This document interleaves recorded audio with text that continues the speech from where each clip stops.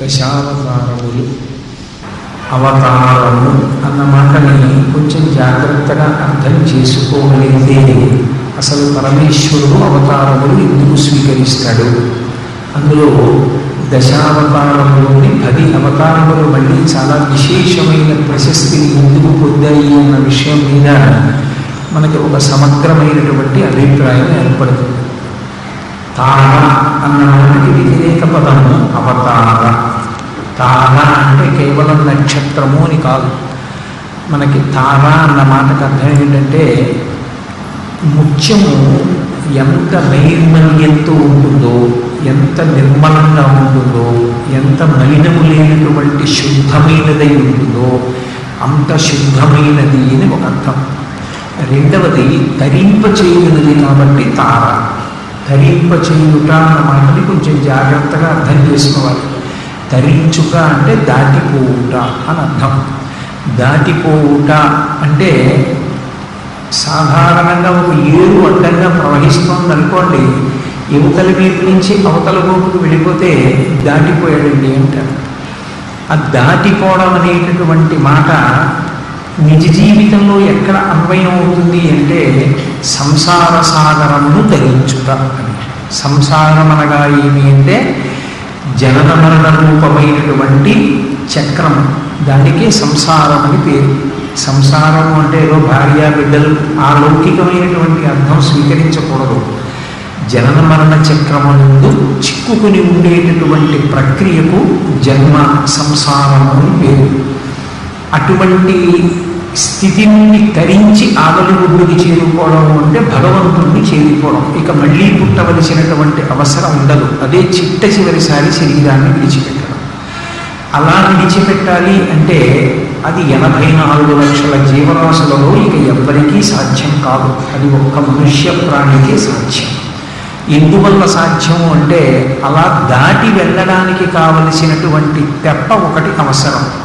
తరించుట దాటుట అన్నప్పుడు మధ్యలో ప్రవాహం ఉంటుంది అని. ప్రవాహము అంటే దానికి ఎడతిరిగి లేనిది జనన మరణ చక్రం.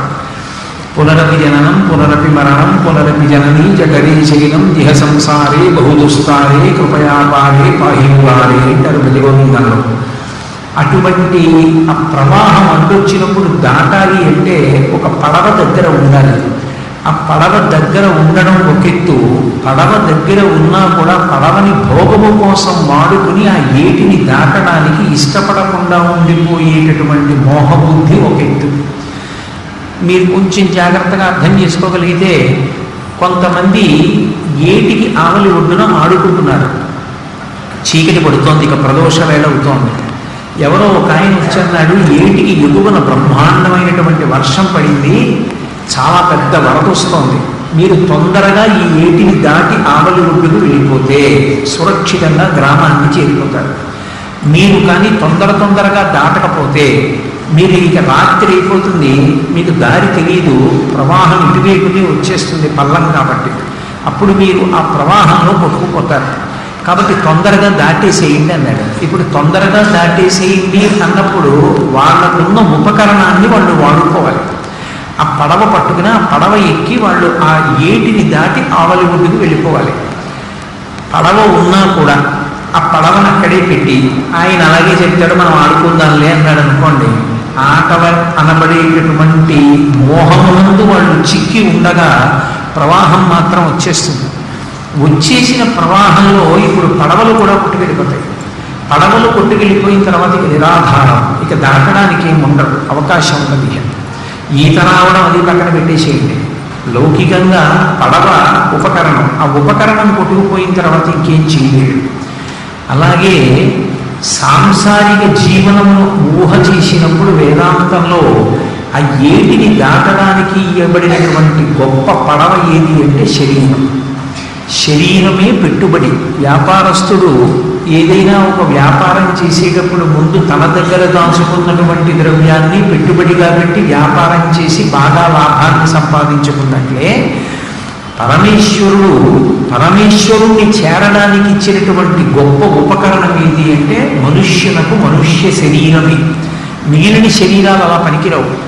మిగిలిన శరీరాలన్నీ దేనికి పనికి వస్తాయంటే పాపపుణ్యములను అనుభవిస్తాయి అంతే. భగవంతుణ్ణి చేరడానికి ఉపకరించవు. ఇప్పుడు దశావతార వైభవం ఉపన్యాసం జరుగుతోంది అన్నారనుకోండి, ఏ కారణానికి ఇందులోకి వచ్చి కూర్చోండి, బయట వర్షం పడుతోందని లోపలికి వచ్చి ఒక ఆయన కూర్చున్నాడు. ఆయన దశావతార వైభవం విన్నానని వచ్చిన వాడు కాదు, బయట హోర్న వాన వస్తోందని లోపలికి వచ్చాడు. అయినా ఆయన ఏమనరు, కూర్చోండి అంటారు. ఆయన ఏ కారణానికి వచ్చాడు అనవసరం. అదే ఓ కుక్క లోపలికి వచ్చిందనుకోండి, బయటికి తరిమేస్తారు. అంటే ఉపాధి ఎందు దోషం, కేవలం మనుష్య ఉపాధి మాత్రమే ఆ సంసారం అనేటటువంటి ప్రవాహాన్ని దాటడానికి ఉపకరిస్తుంది. ఎందుచేత ఈ శరీరంతో, ఈ శరీరం లోపల ఉన్న బుద్ధితో భగవంతుణ్ణి తెలుసుకుని ఆ భగవంతుడికి సంబంధించినటువంటి కర్మలు భక్తితో చేసి, ఆ భక్తితో చేసిన కర్మల వలన ప్రీతి పొందిన భగవంతుని యొక్క అనుగ్రహము చేత కలిగినటువంటి జ్ఞానము వలన మళ్ళీ పుట్టవలసిన అవసరం లేనటువంటి మోక్షస్థితిని పొందవచ్చు. అది ఇతరమైనటువంటి ఉపాధులకు పనికిరాదు. కాబట్టి తరింపచేసేటటువంటిదేదో దాన్ని తార అని పిలుస్తారు. ఇప్పుడు తరింపచేసేది ఏది ప్రపంచంలో అంటే, భగవంతుడి నుండి విడిపోయిన వాడు మళ్ళీ భగవంతుడిలోకి కలిసిపోవడమే, లేదా తాను ఆత్మ అని ఎరుకలోకి రావడమే తరించడం. ఈ తరించేటట్టు చేయగలిగిన వాడు ఎవరంటే పరమేశ్వరుడు ఒక్కడే. అందుకని తారా శబ్దం ఎవరికి అన్వయం అవుతుంది అంటే భగవంతుడికి ఒక్కడికే అన్వయం అవుతుంది.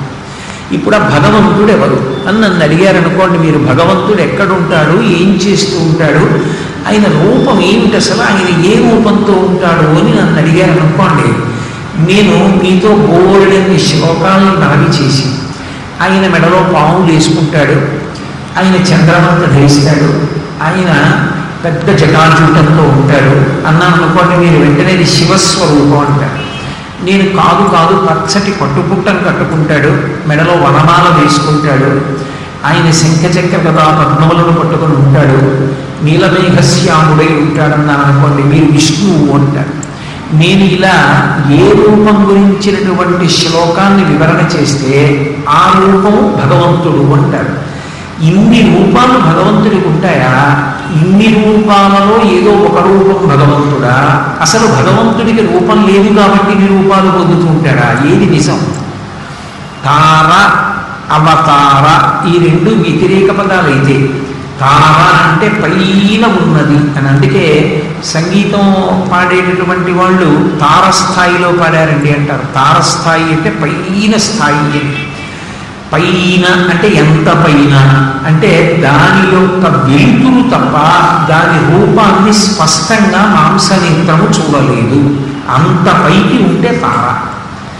నేను ఇంకా మీకు స్పష్టంగా చెప్పాలంటే, నక్షత్రం భూమి కన్నా కూడా కొన్ని లక్షల రెట్లు పెద్దది. అది స్వయం ప్రకాశకం. కానీ అది ఎలా ఉందో అలా కనపడుతుందా మాంసనేత్రానికి?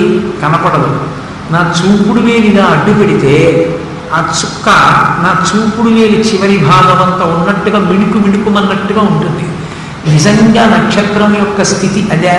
అలా ఉంటుందా తార? అలా ఉండదు. భూమి కన్నా కొన్ని వేల రెట్లు పెద్దది, స్వయం ప్రకాశకం. అయినా నాకు ఒకలా కనపడుతోంది. యథార్థ స్వభావము మనకి అందకుండా ఉండడానికి కారణం ఏమిటి అంటే, అది మన మాంసనేత్రముతో చూడడానికి వీలైనంత దగ్గరకి కాకుండా చాలా దూరంగా ఉంది. అంత దూరంగా ఉంది కాబట్టి దాని రూపం ఏమిటో మనకు అవగతం కాదు. అవగతం కాక మిణుక్కుమంటోందంటాం. కానీ తార ఎంత దూరంగా ఉంటుందో భగవంతుడు అంత దూరంగా ఉంటాడు.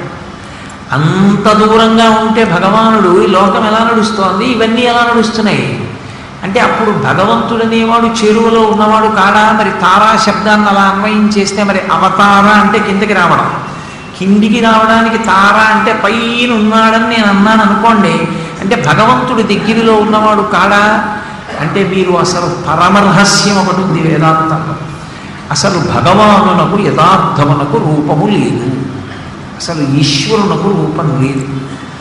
ఈశ్వరునకు రూపము లేదు, ఈశ్వరునకు గుణము లేదు. ఈ రెండు లేవు ఈశ్వరుడికి. అందుకే పోతన గారు భాగవతం చేస్తూ స్త్రీ పురుష నపుంసక మూర్తియును కాక తిరియక్ అమర నరాది మూర్తియును కాక కర్మ గుణ భేద సదస ప్రకాశి కాక వెనుక నందియుతానగు విభుతలంతు అంటారు.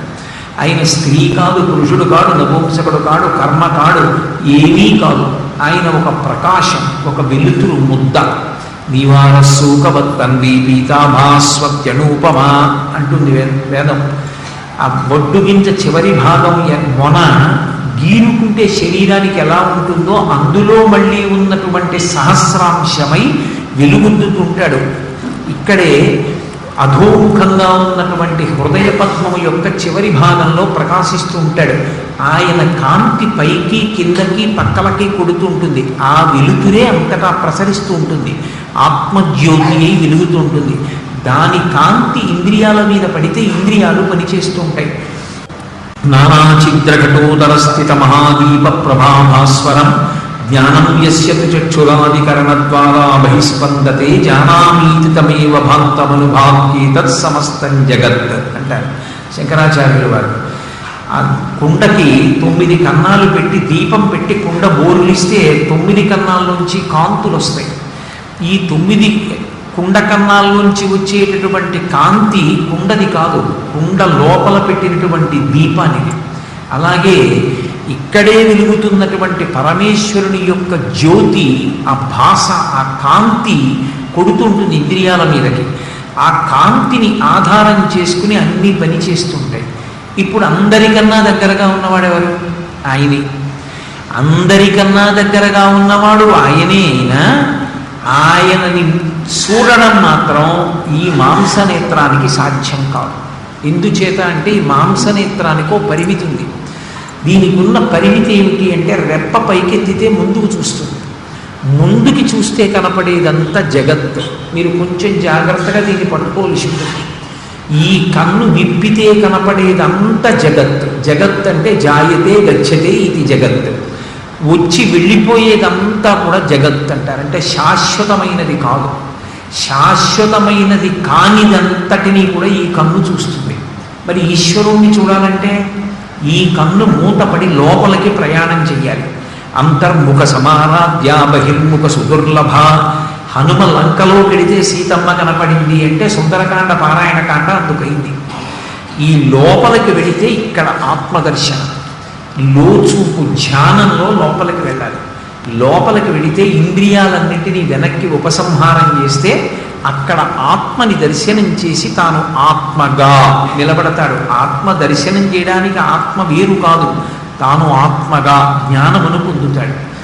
అదిగో అటువంటి పరమాత్మ యొక్క యథార్థ స్వరూపమేమి అంటే మనకి వేదం ఏం చెప్పిందంటే ఆయన సర్వభూతేషు గూఢ, సర్వవ్యాపి, సర్వభూతాంతరాత్మ, కర్మసాక్షి, సర్వభూతాధివాస, సాక్షీ చేతో కేవలో నిర్గుణశ్చ.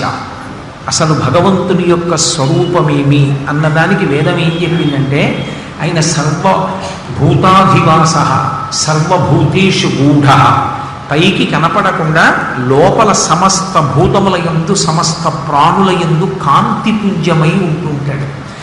ఆ కాంతిపుంజమై ఉన్నటువంటి పరమాత్మ అంతటా నిండిపోయి ఉంటాడు. అంతటా నిండిపోయినా చూడడానికి మాత్రం కనపడడం. ఎలా కనపడకుండా ఉంటాడు అంటే పాలలోని నెయ్యి వలె.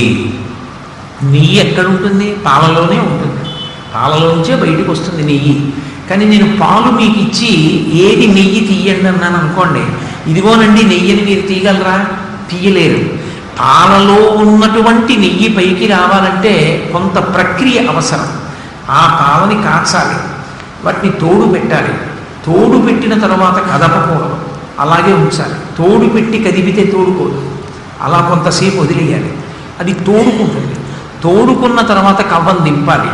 కవ్వం దింపి భాండము బద్దలైపోకుండా జాగ్రత్తగా చిలకాలి. ఇప్పుడు వెన్న పైకి తేలుతుంది.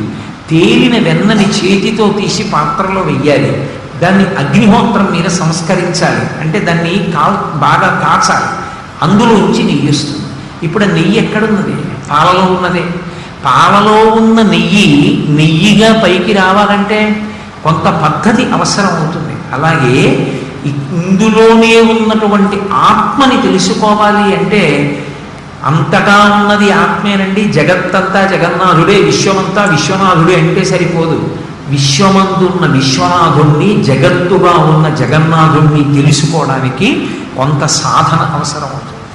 అక్కడ శాస్త్రము, గురువు, తపస్సు, ధ్యానము ఇలాంటివి అవసరం అవుతాయి. ఎవడు అవి చేశాడో వాడే పాలలోని నెయ్యిని చూడగలడు తప్ప అందరికీ పాలలో నీతిని చూడడం సాధ్యం కాదు. పాలలోనే నెయ్యి ఉన్నా ఇదిగోనండి నెయ్యిని పాలలోంచి చూపించడం సాధ్యం కాదు. కానీ నెయ్యి అంటూ వస్తే పాలలోంచే రావాలి. పాలలోంచి నీతిని తేవడానికి ఒక ప్రక్రియ ఎలా అవసరమో భగవంతుణ్ణి మాంసనేత్రంతో చూడాలన్నా, లోపలికి వెళ్ళి ఆత్మగా అనుభవాన్ని పొందాలన్నా రెండిటికీ కూడా సాధన అవసరం. ఇందులో చమత్కారమైన విషయం ఏమి అంటే భగవంతుడు అంతటా నిండి ఉంటాడు. ఇప్పుడు నేను చెప్పానే పాలలో నెయ్యివలే. ఆయన ఘృతరీతి ఘనీభూతం సచ్చిదానంద విగ్రహం అంటుంది లింగ పురాణం. గడ్డ కడతాడు, గడ్డ కట్టి కిందకి దిగొస్తాడు. ఎందుకు అలా గడ్డ కట్టి కిందకి దిగడం? ఆయనకి అవసరం ఏమిటి? అసలు అలా ఒక రూపంతో రావలసిన అవసరం ఏమిటి?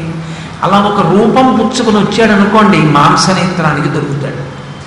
ఈ మాంసనేత్రానికి ఎదురుగుండా వచ్చి నించుంటాడు. అప్పుడు ఈ కంటితో చూడొచ్చు ఆయన్ని. ఈ కంటితో చూడడానికి వీలుగా ఆయన వచ్చి కిందకు వచ్చి నించుంటాడు. అప్పుడు మన చేత్తో ఇన్ని ముట్టుకోవచ్చు, మనం ఆయనకి పెట్టవచ్చు, ఆయన తింటాడు, ఆయన మనకి పెడతాడు, మనం తినచ్చు. ఇది సాధ్యం అవుతుంది. ఈ సాధ్యమైన ప్రక్రియకి అవతార అని పేరు. దానిని అవతారం అంటారు. అంటే ఈశ్వరుడు ఎప్పుడైనా ఈ మాంసనేత్రానికి దొరికేటట్టుగా కిందకు వచ్చేస్తే తారాకి వ్యతిరేక పదం అవతార. అందుకే అవతార అన్న మాటకి మీకు నిఘంటు చూస్తే క్రిందికి వచ్చుట అని కనపడుతుంది. క్రిందికి వచ్చుట అన్న మాటకు అర్థం ఏంటంటే ఎక్కడో ఉన్నాడనడమే తప్ప ఇక్కడ ఉన్నాడని చూడడానికి వీలు కాని పదార్థం చూడడానికి వీలుగా పైకొచ్చింది. అలా పైకొచ్చి నిలబడితే, ఎదురుగుండా వస్తే అప్పుడు దానికి అవతారము అని పేరు. అసలు అలా రావడం ఎందుకు? అలా రావాలనుకున్నాడు అనుకోండి, ఎందుకు వస్తాడని అడిగింది వేదం. అజాయమానో బహుధా విజాయతే అంది. అంటే అసలు ఆయనకి అలా పుట్టవలసిన అవసరం లేదు, ఆయనకి రావలసిన అవసరం లేనే లేదు. మరి ఎందుకు వస్తాడు అంటే మనందరం పుట్టట్లేదా? అలా ఆయన పుట్టడా? పుట్టడు. మనం ఎందుకు పుడతామంటే మీరు కొంచెం జాగ్రత్తగా గమనిస్తే భగవంతుడు ఈ శరీరాన్ని ఎందుకు ఇస్తాడు అంటే కేవలం పాపం అనుభవించరా అన్నారు అనుకోండి, డసిపోతాడు, అనుభవించలేడు. ఈ శరీరాన్ని పడగొట్టే ప్రయత్నం చేస్తాడు. అన్నీ కష్టాలంటే రండి, దిక్కుమాలిన బతుకు ఉండనండి నేనంటాడు. అందుకని ఏం చేస్తాడు, ఏదో 4 రోజులు బాగా 45 డిగ్రీలు ఎండ కాసి ఓ రోజు సాయంకాలం వానపడింది అనుకోండి, మళ్ళీ అమ్మయ్య అంటాడు. మళ్ళీ మర్నాడు కాసే 45 డిగ్రీలకి సిద్ధంగా ఉంటాడు. చూడండి, కొన్ని చోట్ల నిజం చెప్పడానికి బాగా పుట్టి కాసిన మంచినీళ్ళు ఇస్తుంటారు. అలా భగవంతుడు ఏం చేస్తాడంటే చేసిన పాపాన్ని పుణ్యాన్ని అనుభవింపచేయడానికి ఒక ఉపకరణం కావాలి. ఆ ఉపకరణం లేకపోతే అనుభవించడం కుదరదు. పాపము పుణ్యము మానసికముగా అనుభవింపబడవు. ముందు ఈ సిద్ధాంతం బాగా ఇరుకలో ఉండాలి. చాలామంది మాట అంటుంటారు, ఏమిటోనండి భగవంతుడు అంత నమ్మమ్మ కష్టం వచ్చిందండి అంటారు. కష్టం వస్తుంది, రాకుండా ఉంటే మనుష్య శరీరం ఎందుకు? మనుష్య శరీరం ఉంది అంటే కష్టం వచ్చి తీరుతుంది. ఎందుకు వస్తుంది అంటే ఇందులో ఉన్నాడు అంటే గుర్తు ఏమిటంటే గతంలో చేసుకున్న పాపాన్ని పుణ్యాన్ని కూడా అనుభవించడానికి ఇందులోకి వస్తాడు. కొన్నాళ్ళు సుఖం, కొన్నాళ్ళు దుఃఖం. ఒక రోజులోని పొద్దున్నేదో సంతోషం, మధ్యాహ్నం ఏదో బాధ, సాయంకాలం ఏదో మళ్ళీ సంతోషం, మార్చి మార్చి మార్చి మార్చి అనుభవిస్తాడు. ఈ అనుభవించడానికి ఈశ్వరుడిచ్చేటటువంటి ఉపకరణం శరీరం. మళ్ళీ ఈ శరీరాన్ని పెట్టుబడి పెట్టాడు అనుకోండి, దీంతో ఈశ్వర సేవ చేయడం మొదలు పెట్టాడు అనుకోండి, ఈశ్వరుణ్ణి చేరుకోవడానికి జీవుడికి ఉపకరణం. అందుకే శరీరము తెప్ప, దీన్ని సాధనం చేసుకుంటాడు. ఇందులో భగవంతుడు కిందికి దిగి వచ్చేటటువంటి ప్రక్రియ దేని కొరకు వస్తుంది అంటే కేవలము పరమ భాగవతోత్తములైనటువంటి వారి కోరిక తీర్చడానికి వస్తాడు. అది అసలు ప్రధాన కారణం. సనాతన ధర్మంలో ఈశ్వరుడికి ఎందుకు ఇన్ని రూపాలు ఉంటాయి అని అనుమానం చాలామందికి. ఏదో కొన్ని విశ్వాసాల్లో ఒక్కడే ఉంటాడండి, ఏదో మనకే ఇంతమంది దేవుళ్ళు, ఇన్ని గుళ్ళు, ఇంత గొడవను, ఎందుకంటే ఇంతమంది మనకి ఒకడు ఉంటే సరిపోదా అంటుంటారు. ఉన్నదొక్కడే, ఏకో దేవ, ఒక్కడే ఈశ్వరుడు.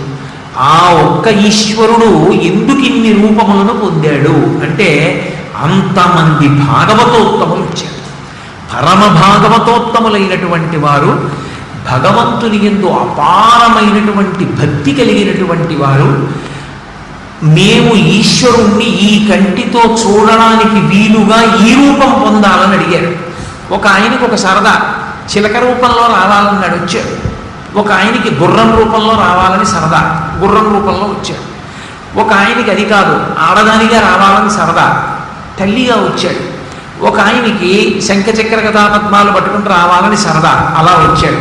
ఒక ఆయనకి చంద్రరేఖ తల మీద ఉంటే సరదా, అలా వస్తాడు. ఎన్ని రకాలుగానైనా వస్తాడు, అసలంటూ ఉన్నాడు కాబట్టి. అసలు ఆ పదార్థం ఉంటే అది ఎన్ని రూపాలైనా పొందగలదు. ఆ పదార్థమే లేదనుకోండి, అన్ని రూపాలు ఎక్కడి నుంచి పొందుతుంది? భాగవతుల మాట కాదనలేడు. అది భక్తి యొక్క గొప్పతనం. పరమభక్తులైనటువంటి వారు ఎలా కావాలని అడుగుతారో అలా ఆయన పుడతాడు. మనం పుట్టాము అంటే శరీరాన్ని పొందడం ఎందుకు అంటే పాపపుణ్యాలను భవించడానికి. అందుకే మీరు చూడండి, అన్ని మనుష్య ఉపాధులైన ఒక్కొక్క ఉపాధి చాలా కష్టాలు పడుతూ ఉంటారు. ఒక్కొక్క మనుష్యుడు ఎన్నో కష్టాలే, జీవితం అంతా కష్టాలే పడుతుంటారు. నాకు చాలామంది ఉత్తరాలు రాస్తుంటారు. ఆ ఉత్తరాలు చదివితే నిజంగా ఒక్కొక్క రోజు ఒక్కొక్క ఉత్తరం చదివితే చాలా బాధేస్తుంది కూడా. మరి ఏమిట్రా మరి ఇన్ని కష్టాలు అనిపిస్తుంది. అన్ని కష్టాలు రాస్తే నేనే ఓసారి వేదాంతం తలుచుకుని నమస్కారం పెడుతూ ఉంటాను. ఒక్కొక్కరు అన్ని కష్టాల కోసం పుట్టారా అనిపిస్తుంది. ఒక్కొక్కరు పుట్టుక నుంచి సుఖాలు అనుభవిస్తారు, ఎక్కడో చిన్ని కష్టాలు అనుభవించి ఎక్కువ సుఖాలు అనుభవిస్తారు. ఎందుకని అంటే గతంలో చేసుకున్నటువంటి పాపపుణ్యాలే అనుభవంలోకి వస్తాయి. వచ్చినప్పుడు ఒకడు ఎక్కువ అనుభవిస్తాడు, ఒకడు తక్కువ అనుభవిస్తాడు. కానీ పరమేశ్వరుడు అలా అనుభవించడానికి ఆయనకి కర్మ లేదు, పాపం లేదు, పుణ్యం లేదు. మరి ఎందుకు రావడం శరీరంతో అంటే ఆయనే చెప్పాడు ఎందుకు రావాలి. పరిత్రాణాయ సాధూనాం వినాశాయ చ దుష్కృతాం ధర్మ సంస్థాపనార్థాయ సంభవామి యుగే యుగే. ఆ వచ్చినటువంటి మూర్తి ఆయనకి కష్టము ఉండదు, ఆయనకి సుఖము ఉండదు, హేళ.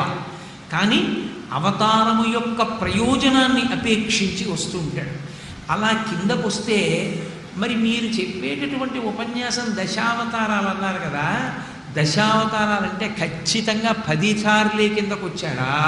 అంతకన్నా 11వ మాట కానీ 9వ మాట కానీ రాలేదా? 10 ఎందుకయ్యే? మరి 10 మాటలే కిందకు వచ్చిన విషయం మీరెందుకు తీసుకున్నారు? దశావతారాలు ఎందుకు అవుతుంది? మరి భగవంతుడి కిందకు వచ్చినవి ఎన్నున్నాయి రూపాలు?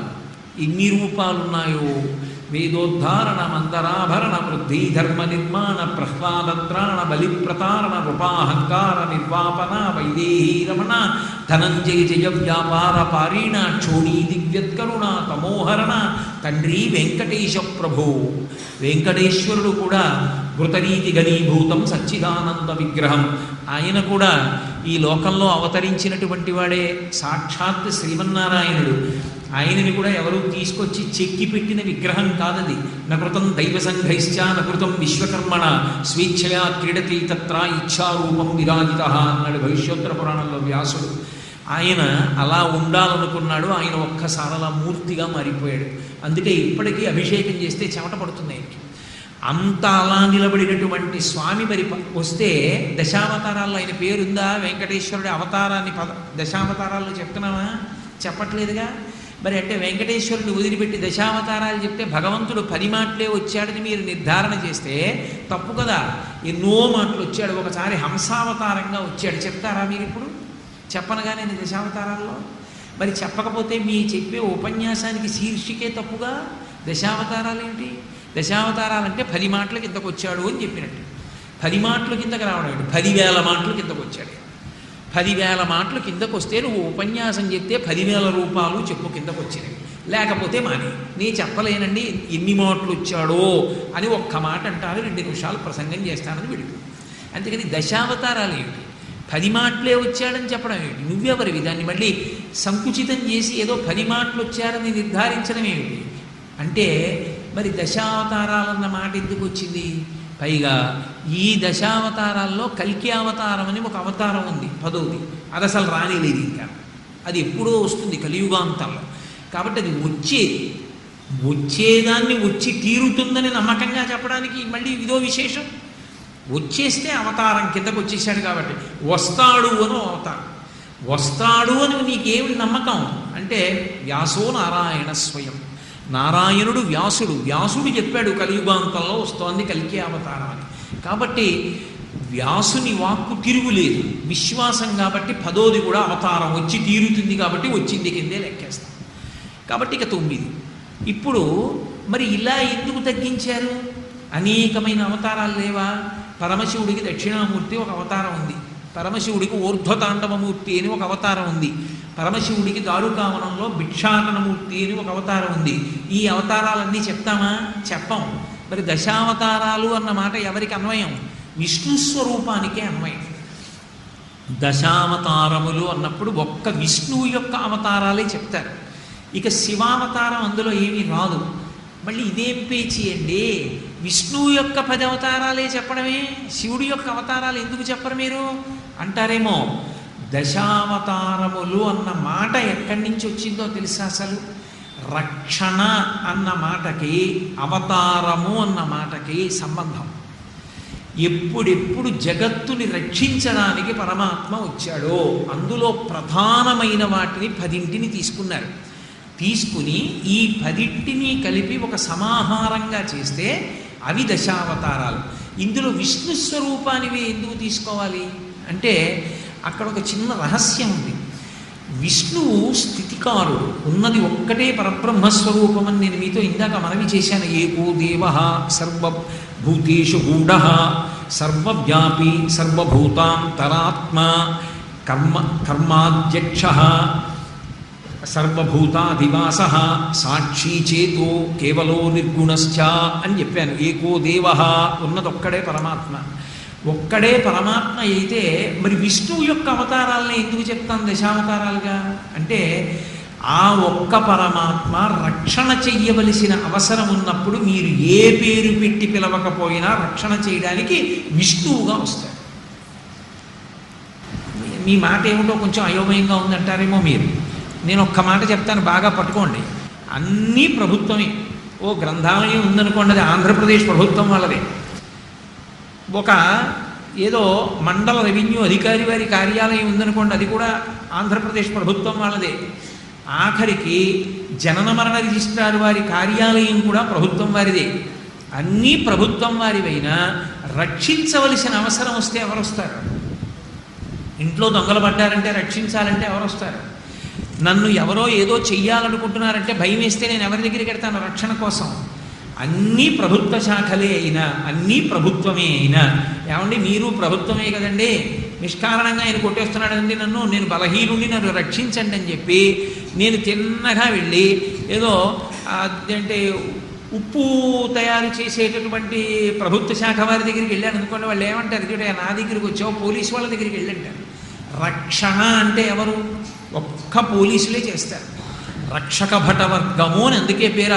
ఆ డిపార్ట్మెంట్కు ఉన్నటువంటి పేరులోనే అది చేరింది ముందు, రక్షక, రక్షణ వహిస్తాడు అని.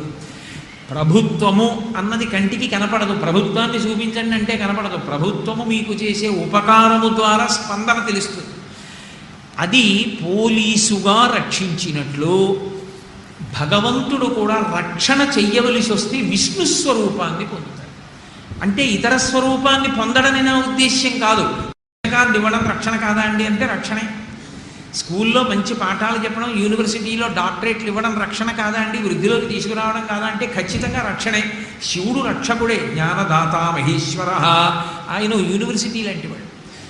కానీ శ్రీ మహావిష్ణువు రక్షణ బాధ్యతని స్వీకరిస్తాడు, రక్షిస్తాడు. ఆయన ఎప్పుడు రక్షించేటటువంటి లక్షణమంతా విష్ణువు యందు ఉంటుంది. అందుకే మీరు అసలు ఏ పేరు పెట్టి పిలవకుండా భగవంతుడిని, ఏమీ పేరు పెట్టి పిలవకుండా హే భగవన్ అన్నారనుకోండి రక్షించమని, మనస్ఫూర్తిగా త్రికరణ శుద్ధిగా హే భగవన్ అని పిలిస్తే ఏ రూపంతో భగవంతుడు రావాలో తెలిసే విష్ణువుగా వచ్చి రక్షించాలి. అది ఆయన నియమం. ఎందుకని అంటే రక్షణ అంటే విష్ణువే. ఎక్కడో కొట్టుకుంటున్నారండి అని ఫోన్ వెళ్ళింది అనుకోండి, అక్కడెక్కడో చాలా ఘోరంగా కొట్టేసుకుంటున్నారండి అని మమ్మల్ని ఎవరూ పిలవలేదు కదండి అని ఊరుకోకూడదు. అక్కడెక్కడో కొట్టుకుంటున్నారంటే వెళ్ళిపోవాలంతే పోలీసు వాళ్ళు. అలాగే రక్షించాలి అంటే వెళ్ళిపోయేటటువంటి తత్వము దేని యందు ఉంటుంది అంటే విష్ణువు యందు ఉంటుంది. ఇది ఎక్కడ నిరూపణం చేశారంటే భాగవతంలో గజేంద్రమోక్షణ ఘట్టంలో గజేంద్రుడు ఎవరి పేరు పెట్టి పిలవలేదు. ఒక పక్క మొసలి ఏనుగు యొక్క కాలు కొరికేస్తోంది, ఓపిక అయిపోయింది, ఇక తాను చచ్చిపోతాడు. ఇప్పుడు భగవంతుణ్ణి పిలిచాడు రక్షించమని.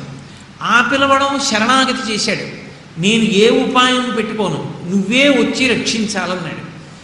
ఏదో పేర్లు ఉన్నాయి ఈశ్వరుడు కూడా. శివ అంటే చటుక్కును పలుకుతాడు ఒక ఆయన, గోవింద అంటే చటుక్కును పలుకుతాడు ఇంకో ఆయన, ఓ సుబ్రహ్మణ్య అంటే పలుకుతాడు ఒక ఆయన.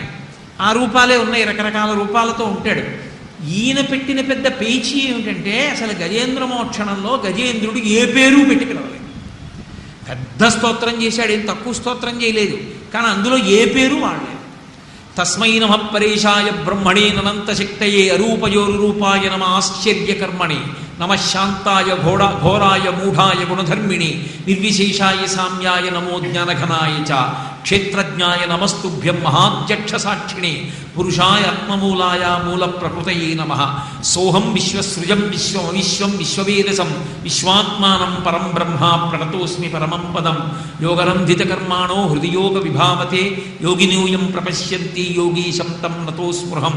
నమో నమస్తే కిల కారణాయ నిష్కారణాయ అద్భుత కారణాయ సర్వాగమామ్నాయ మహార్ణవాయ నమోపవర్గాయ పరాయణాయ.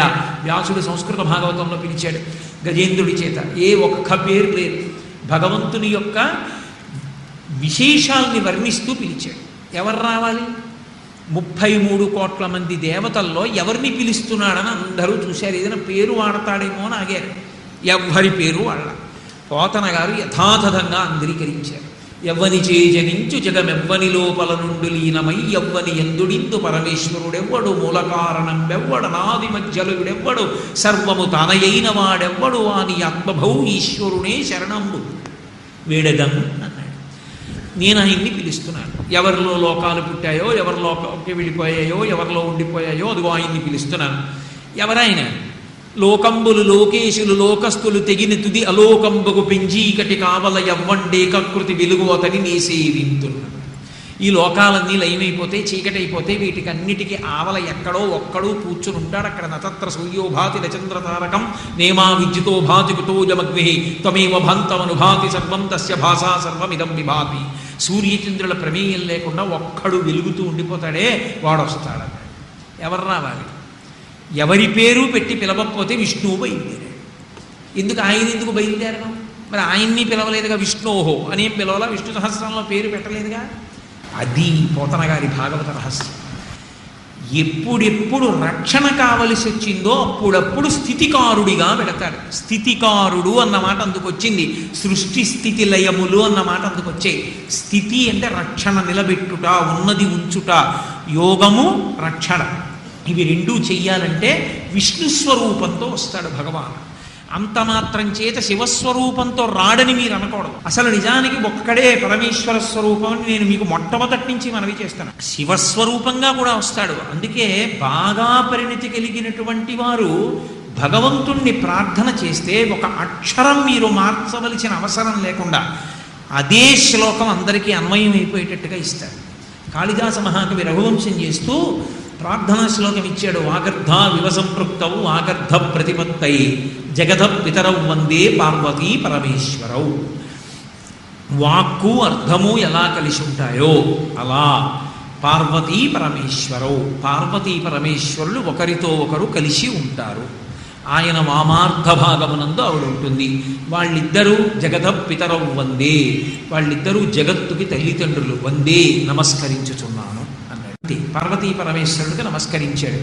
అదే శ్లోకం ఒక అక్షరం మార్చకుండా కాళిదాసు లక్ష్మీనారాయణులకు నమస్కరించాడు అని నేను అన్నాను అనుకోండి, అంతే. లక్ష్మీనారాయణులకే నమస్కరించాడు. ఎందుకో తెలుసా? వాగర్ధామివ సంపృక్తౌ వాగర్ధ ప్రతిపత్తయే జగత పితరౌ వందే పార్వతీప రమేశ్వరౌ అన్నాను అనుకోండి. ఇప్పుడు ఆయన లక్ష్మీనారాయణులకి నమస్కరించాడు, పార్వతీ పరమేశ్వరులకి నమస్కరించాడు. ఎందుకో తెలుసా? సంస్కృతంలో ఒక చమత్కారం ఉంది. పార్వతీపతి అనక్కర్లేదు, పార్వతీప అన్నాను అనుకోండి. ప అంటే పతి, అందుకని పార్వతీప అంటే పార్వతీదేవి యొక్క పతి, అంటే పార్వతితో కలిసి ఉన్నవాడు. అంబ సదాశివ, సాంబ సదాశివ, సాంబ సదాశివునికి నమస్కరిస్తున్నాను. పార్వతీప రమేశ్వరవు, రమ లక్ష్మీదేవి, రమేశ్వరవు లక్ష్మీదేవి యొక్క ఈశ్వరుడు విష్ణువు. లక్ష్మీనారాయణులకు పార్వతీ పరమేశ్వరులకు నమస్కరించుతున్నాను. అదే శ్లోకంలో మీరు ఒక్క అక్షరం కొత్తగా తేవక్కర్లేదు, ఉన్న అక్షరం తీసేయక్కర్లేదు. చదివేటప్పుడు మీరు ఎక్కడ ఆపారన్న దాన్ని బట్టి మీరు ఎవరికి నమస్కారం చేశారో తెలిసిపోతుంది. పార్వతీ పరమేశ్వరవు అన్నాను అనుకోండి. ఒకవేళ నా కులదైవం పార్వతీ పరమేశ్వరులు అయితే వాళ్ళకి నమస్కరించాను, వాళ్లే లక్ష్మీనారాయణులు కూడా అని నా మనసు సంతోషించి పార్వతీ పరమేశ్వరులకు లక్ష్మీనారాయణులకు కూడా నమస్కరించుతున్నాను అనాలనిపించింది అనుకోండి. పార్వతీప రమేశ్వరవు అన్నాను అనుకోండి, ఇద్దరికీ నమస్కరించాను. పూర్వం అంత అద్భుతమైన శ్లోకాలు వచ్చి, ఎందుకని అంటే పరిణతి. వాళ్ళు ఈశ్వరుని యందు అభేదతత్వాన్ని చూసేవారు. అలా శివుడు రక్షకుడు కాడని నేను సిద్ధాంతీకరించట్లేదు, కానీ ఇందాక మీతో చెప్పినట్టు రక్షణ అంటే మొట్టమొదట రక్షణ బాధ్యత పోలీసులదైనట్లు, అసలు స్థితికార లక్షణము అంటే రక్షించవలసిన ప్రథమ కర్తవ్యంతో ఉండేటటువంటి వాడు శ్రీ మహావిష్ణువు. ఒక్కొక్కసారి విష్ణువుకి కూడా ఉపద్రవం వచ్చేస్తుంది. అప్పుడెవరు రక్షిస్తారు? శివుడు రక్షిస్తుంటాడు. అదో గమ్మత్తు. హాలాహలం పుట్టినప్పుడు శ్రీ మహావిష్ణువు కూడా కైలాసానికి వెళ్ళిపోయి అయ్య బాబోయ్ ఈ హాలాహలం వచ్చేసింది, మమ్మల్ని రక్షించమని చని కైలాసముదొచ్చి శంకరుడి వాసద్వారముంజేరి ఈశుని గవ్వారికులడ్డు పట్ట తలమంచుందొచ్చి కుయ్యో మొర్రో విను మాలింపము చిత్తగింపము దయన్ వీక్షింపు మంచ అంబుజానన ముఖ్యుల్ కని రక్తరక్షణ కళా సంరంభుని శంభుని. ఆయన దగ్గరికి వెళ్ళారు. పెడితే ఆయన అన్నాడు, హరిమది ఆనందించిన హరినక్షి జగంబులల్లయ ఆనందించును హరియును జగములు వెచ్చక గరళను వారించుటొప్పు కవలదలాక్షి. మీ అన్నయ్య స్థితికారుడు శ్రీ మహావిష్ణువు లోకాలు కాలిపోతుంటే బాధపడుతున్నాడు, ఆయన్ని రక్షించడానికి లోకాల్ని నేను రక్షిస్తాను, హాలాహలం నేను పుచ్చేసుకుంటా అన్నాడు. ఇప్పుడు ఎవరు రక్షకుడు? విష్ణువుకి రక్షకుడు శివుడు అయ్యాడు. ఒక్కొక్కప్పుడు శివుడికి రక్షకుడు విష్ణువు అవుతాడు. అదో గమ్మత్తు ఉంటుంది. మళ్ళీ శివుడు ఎప్పుడో ఎవరి గడిపిలోకి వెళ్ళిపోతాడు. మహాభక్తితో ఆయన అడిగాడు, పార్వతీదేవి ఆయన్ని బయటికి తీసుకురమ్మంటుంది. అప్పుడు ఈయన మళ్ళీ వెళ్ళి ఆయన్ని కడుపు చీంచి ఆయనలోంచి శివుణ్ణి బయటికి తీసుకొస్తూ ఉంటాడు. కాబట్టి ఇవి చమత్కారాలంతే. అలా శివుడు విష్ణువు అని రెండు ఉన్నాయని మీరు అనుకుంటే, అసలు పౌరాణిక వాంగ్మయంలో ఒక విష్ణువే రెండుగా ఎదురుపడుతుంటారు ఒకరికొకరు. రాముడికి పరశురాముడు అడ్డుపడితే ఎవరికి ఎవరు అడ్డుపడ్డట్టు? విష్ణువా కాదా? పరశురాముడు విష్ణువే, రాముడు విష్ణువే. మరి అప్పుడు ఎవరికి ఎవరు ఎదురుపడ్డారు? విష్ణువుకి విష్ణువే ఎదురుపడ్డారని చెప్పాలి. అప్పుడు శివకేశవులంటే పోనీ ఏదో పెద్ద సిద్ధాంతాలు చేస్తున్నారు. మరి పరశురాముడు రాముడు విషయంలో ఒక పరమాత్మ అదే విష్ణువు రెండు రూపాలుగా కలుసుకున్నాడా లేదా? ఒక ప్రమిదలో రెండు దీపాలు వెలిగితే మీకేమిటి అభ్యంతరం? రెండూ ఒక లక్షణమే. అలా పరమేశ్వరుడు ఎన్ని రూపాలతోనైనా ప్రకాశించి లీల చేస్తూ ఉంటాడు. కలియుగంలో వెంకటేశ్వర స్వామి వారు ఆదివరాహస్వామి వారు కలుసుకోవాలా కొండ మీద? ఆదివరాహస్వామి ఎవరు, వెంకటేశ్వర స్వామి ఎవరు? రెండు విష్ణుతత్వాలు కావు, రెండూ కలుసుకోవాలా? అంటే మరి రెండూ విష్ణు స్వరూపాలే అయితే రెండూ ఇలా కలుసుకోవడం ఎలా సంభవం అంటే? అదో లీల, అదో సంతోషం, అదో సరదా. మీకు నచ్చిన ఒక నాయకుడే 5 పాత్రలు ఇస్తే సంతోషించినట్టు. అలా పరమేశ్వరుడు కూడా లీల చేస్తాడు. అందుకని ఆయన రక్షకత్వం వహిస్తాడు. రక్షకత్వం వహించడం అనేటటువంటి దానిలో ప్రధానమైనటువంటి కర్తవ్యం ఎవరిది అంటే విష్ణువుది. అందుకే గజేంద్ర మోక్షణంలో ఎవరి పేరు పెట్టి పిలవకపోయినా ఎవరు పరిగెత్తుకొచ్చారంటే విష్ణువు పరిగెత్తుకొచ్చారు. పరిగెత్తుకొచ్చి రక్షణ చేశారు. రక్షణ విష్ణువుది కనుక దశావతారములు అని చెప్పవలసి వచ్చినప్పుడు విష్ణు అవతారములే చెప్పాలి. కాబట్టి తప్పులేదు. కాబట్టి దశావతారములు విష్ణువువి చెప్తే శివుడివి చెప్పలేదేమిటండి? ఒక్కటి కూడాను అని అడగకూడదు. రక్షణకి సంబంధించినది అవతారము కిందికి వస్తూ ఉంటాడు. కాబట్టి రక్షణ అన్న మాటలో 3 లక్షణములు ఉంటాయి.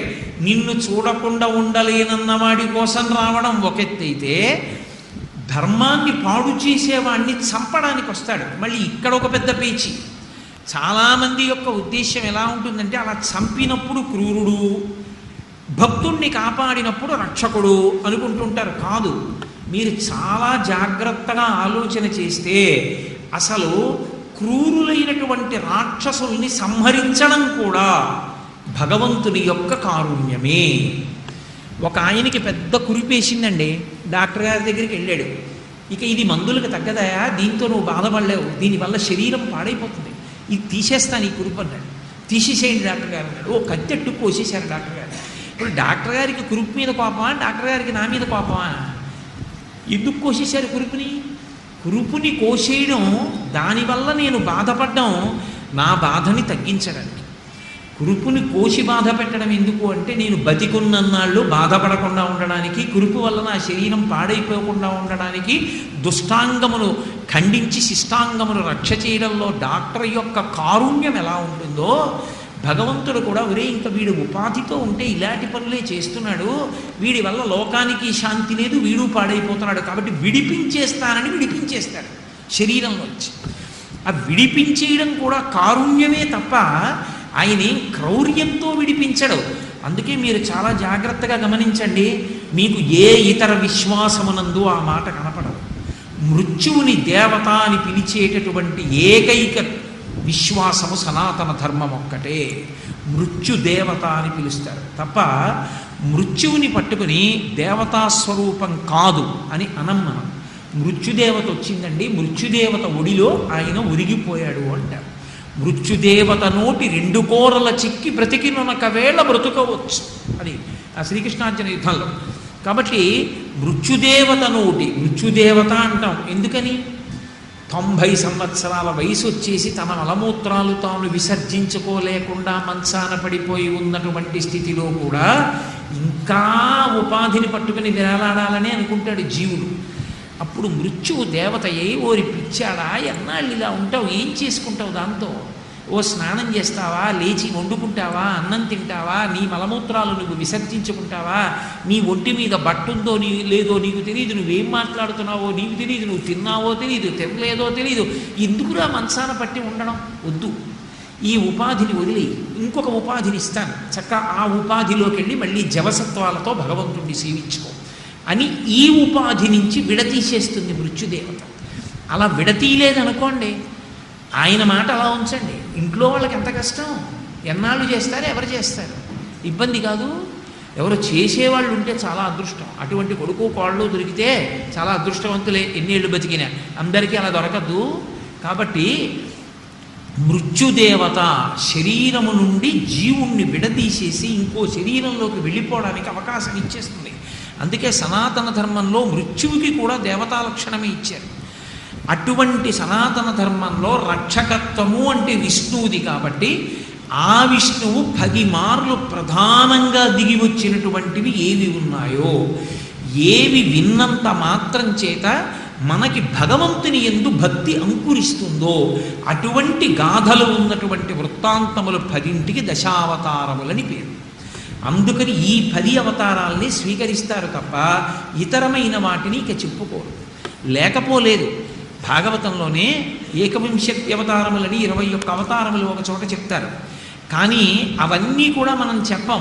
ప్రధానంగా ఏ 10ంటి గురించి మాట్లాడతామంటే మత్స్యావతారం దగ్గర నుంచి కల్కి అవతారం వరకు ఉన్నటువంటి అవతారములను 10ంటిని మాట్లాడతాం. ఇందువలన వచ్చేటటువంటి ప్రయోజనం ఏమి అంటే, ఒకటి, ఆ అవతారం గురించి స్మరించినంత మాత్రం చేత, ఆ అవతారం గురించి విన్నంత మాత్రం చేత భగవంతుని యొక్క విశేషమైన అనుగ్రహం కలుగుతుంది. మీరు నన్ను నమ్మండి, నమ్మకపోండి, ఇప్పటికీ భాగవతంలోంచి ఒక్కొక్క అవతారాన్ని ప్రతిరోజు కూడా పారాయణ చేసుకునే వాళ్ళు ఉంటారు. ఎందుకని అంటారేమో, అన్నిటిలోకి తేలికగా పారాయణ చేసుకోవడానికి వీలైనటువంటి అవతారం ఏది అంటే మత్స్యావతారం. మత్స్యావతారాన్ని పారాయణ చేయడం చాలా తేలిక. కానీ మత్స్యావతారంలో ఉండేటటువంటి విశేషం తెలుసుకోవడం చాలా నిజానికి పరిశ్రమతో కూడుకున్నటువంటి విశేషం. ఎంత అర్థమైంది అన్నదానికన్నా చదవగా పరమేశ్వరుడే భక్తినిస్తాడు. ఇందుచేత అంటారేమో, భక్తి లేని నరజన్మ ఏ ప్రయోజనం లేనటువంటి జన్మగా ముగిసిపోతుంది. కారణం ఏమి అంటే భగవన్ని భోగం అనుభవించమని జ్ఞానేంద్రియాలను ఇచ్చాడు, అలా అనుభవించమని చెప్పాడు. నీ ఇష్టం వచ్చినట్లు అనుభవించవద్దు, అదొక్కటే ఈశ్వరుడు పెట్టిన షరతు. ధర్మంతో ముడివేసి భోగాలు అనుభవించు. నీకు కన్నిచ్చాను, నువ్వు చూడు, నేను చూడొద్దని అనను. ఒక జలపాతాన్ని చూడు, పూల తీగని చూడు, పుష్ప రాశిని చూడు.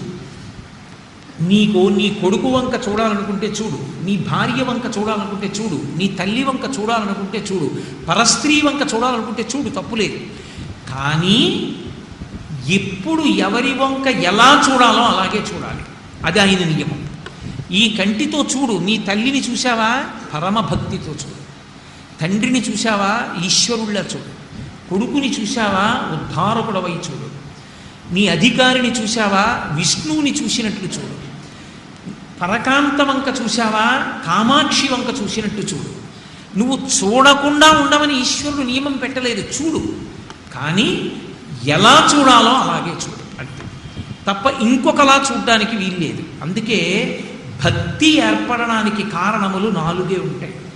ఈ 4 వినా 5వ కారణం ఉండదు. ఈ 4 మొట్టమొదటి కారణం ఏది అంటే భక్తి ఏర్పడడానికి ప్రథమ కారణము గురువు. గురువు వలన భక్తి ఏర్పడుతుంది. గురువుతో కలిసి జీవించిన, గురువు గారి మాటలు వింటున్నా అసలు ఎందుకు భక్తితో ఉండాలి అన్నది అర్థమవుతుంది. రెండవది శాస్త్రం. శాస్త్రాన్ని పరిశీలించిన, శాస్త్రం చదువుకున్న ఎందుకు భక్తితో బ్రతకాలో అర్థమవుతుంది. మూడవది ఈశ్వరుని యొక్క అనుగ్రహం. కొంతమందికి ఏ ప్రయత్నం లేకపోయినా ఈశ్వరుని యొక్క అనుగ్రహం అకస్మాత్తుగా కలుగుతుంది. 63 మంది నాయనార్ల కథలు చదివితే తోస్తుంది. భక్త కన్నప్పకి ఎక్కడి నుంచి వచ్చింది? అప్పటి వరకు వేటాడినవాడు అడవిలో ఒక మృగాన్ని వేటాడి దీన్ని కాలుస్తుండరా ఒళ్ళంతా మట్టి పట్టింది, స్నానం చేసి వస్తానన్నాడు. స్నానం చేసి వస్తానని వెళ్ళినవాడు గోలో ఉన్న శివలింగాన్ని చూశాడు. రామభక్తుడైపోయాడు, తన కన్నే ఇచ్చేశాడు, కన్నప్ప అని పేరు సంపాదించుకున్నాడు. ఎక్కడి నుంచి వచ్చిందని చెప్పాలి ఇప్పుడు ఆ భక్తి? భగవంతుని యొక్క అనుగ్రహం. అందుకే నాయనార్ల కథలు, ఆళ్వార్ల కథలు భక్తితో నిండిపోయి ఉంటాయి. ఒక్కొక్కసారి ఈశ్వర అనుగ్రహం వర్షిస్తే పరమభక్తుడైపోతాడు. 4వది గత జన్మల యందు చేసిన సాధన. మీరు చూడండి, కొంతమంది బాల్యంలోనే విశేషమైనటువంటి భక్తిని పొంది ఉంటారు. నేను ఒక చోట ఒక ఇంట్లో ఒక విషయం చూశాను. ఒక ఆయన బొద్దింకలన్నీ కొట్టి కాగితంలో వేసి బయటికి పట్టుకెడుతున్నాడు, పడేద్దామని. మనవడు అన్నాడు తాతగారితోటి, ఒక్క బొద్దింకని బతికించగలరా తాతగారు అన్నాడు. అంటే తాతగారు అన్నాడు, చచ్చిపోయిన వాటిని బతికించలేమిట్రా అన్నాడు. అన్నిటినీ చంపగలిగారు కానీ ఒక్కదాన్ని బతికించలేనప్పుడు ఇన్నిటిని చంపే అధికారం మీకు ఎక్కడది అన్నాడు. పట్టుకుని బయటపడేయచ్చుగా, చంపేయడం ఎందుకు? నేను చాలా తెల్లబోయాను.